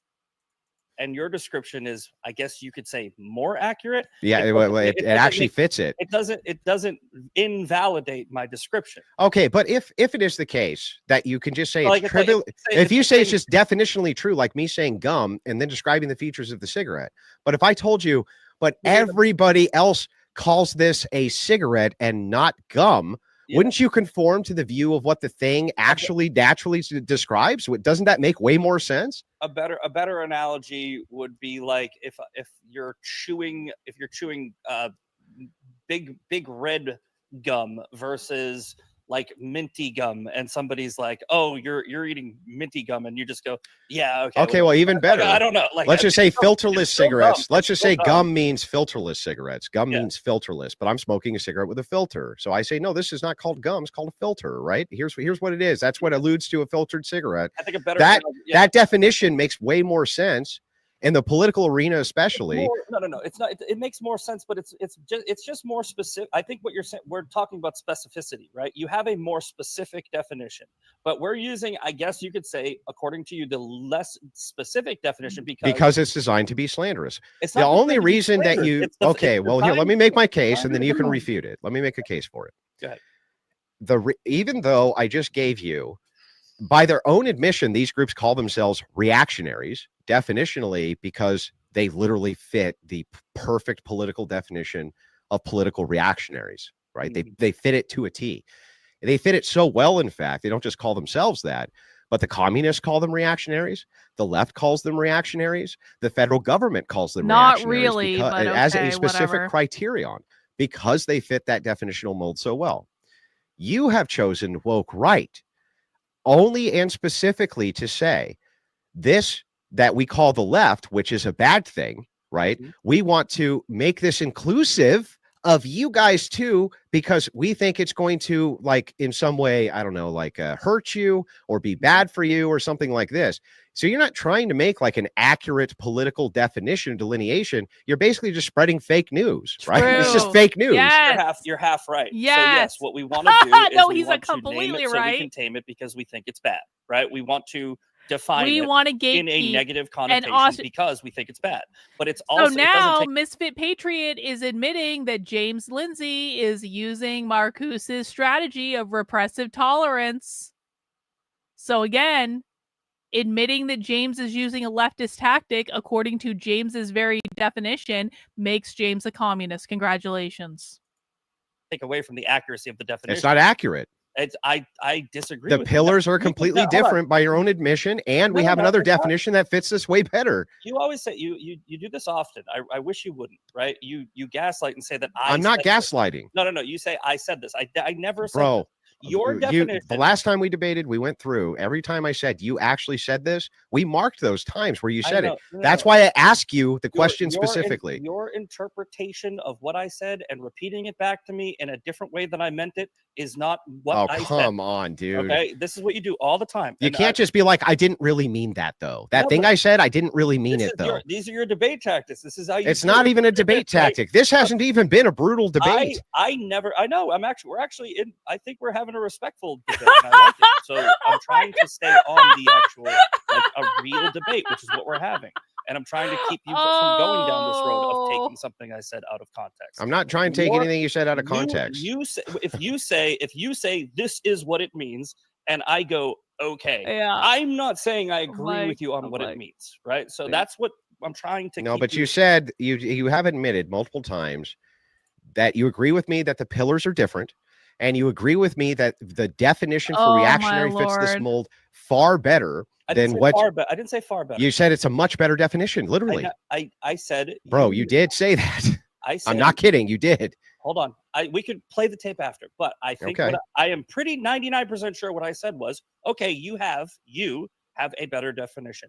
I have a good definition. Well, your definition is only designed to be slanderous, not accurate. It's not only designed to be slanderous. Then not why wouldn't you use only the more accurate one? No. It's not designed to be slanderous at all, actually. What it is meant to do is, like you said, separate a group of what we think are bad actors in the party Yes. away from the rest Okay. of the party. So why wouldn't you just so call them you're- reactionaries, which is completely accurate? than So what the- you're using Marcuse's tactic of repressive tolerance, you stupid motherfucker.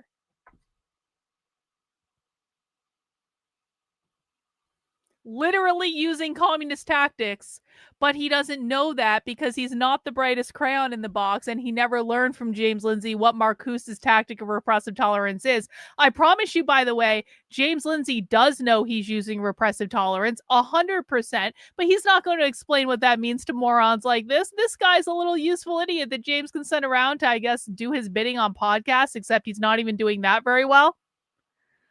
Oh, James, this is your... It's really just a shame. It's a shame that this is the best that James Lindsay could find. All right, guys, we do have to wrap that up. I apologize for not watching the whole thing, but I think we've gotten the basic mise en scène. Andrew Wilson has earned a number of points in my eyes today. I went from really not liking him to... I'm sure Andrew Wilson's going to say something else that's going to make me not like him again. So I can respect his performance in this. I think he did a fairly good job. Like I said, I do have some criticisms, but they're minor at best. And honestly, I think they make his arguments better. But like, I actually think he did a pretty good job.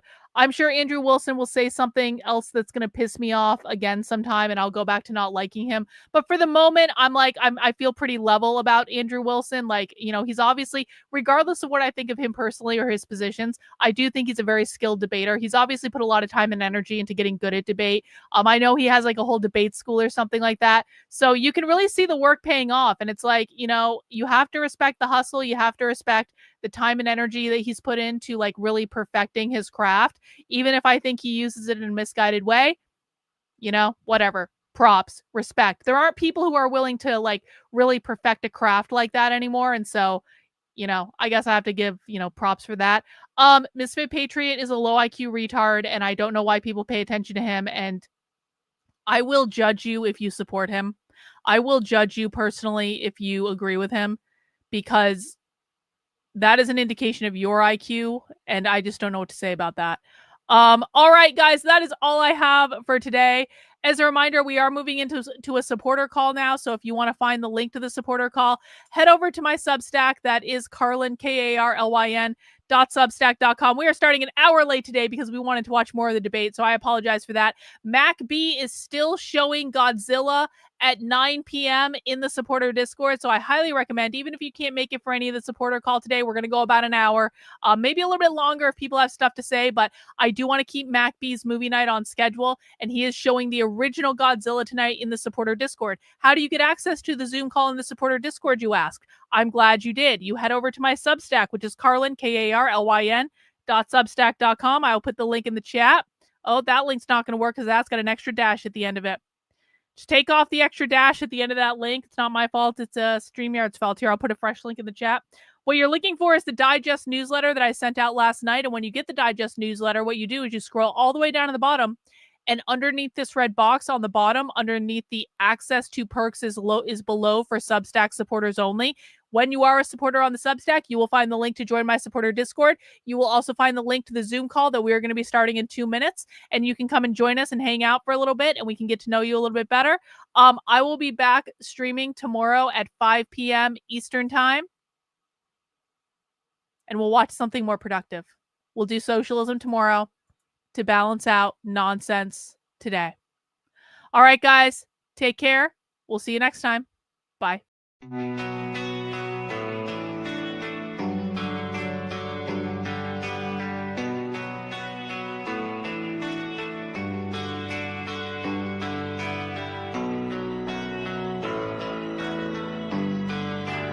How are you feeling? How long have you been here? 3 months, May 17th. And what brought you? That's difficult to answer.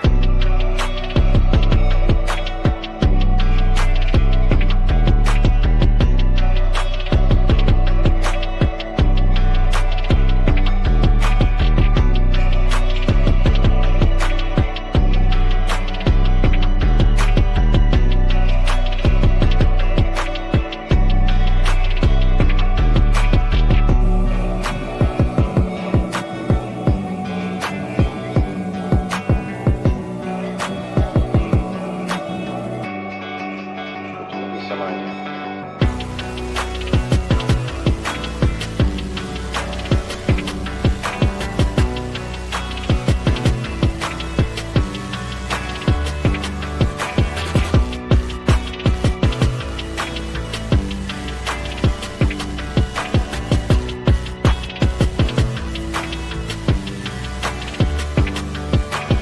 I am not completely like other people. What do you mean by that?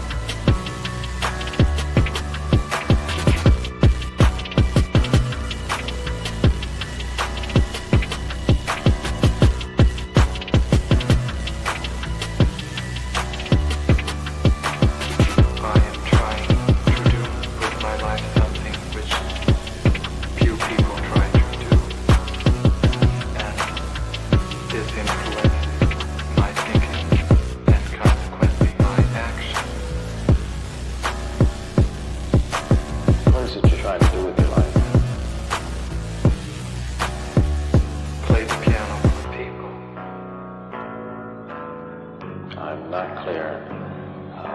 How is it that playing the piano for people has eventually resulted in your being here in the hospital?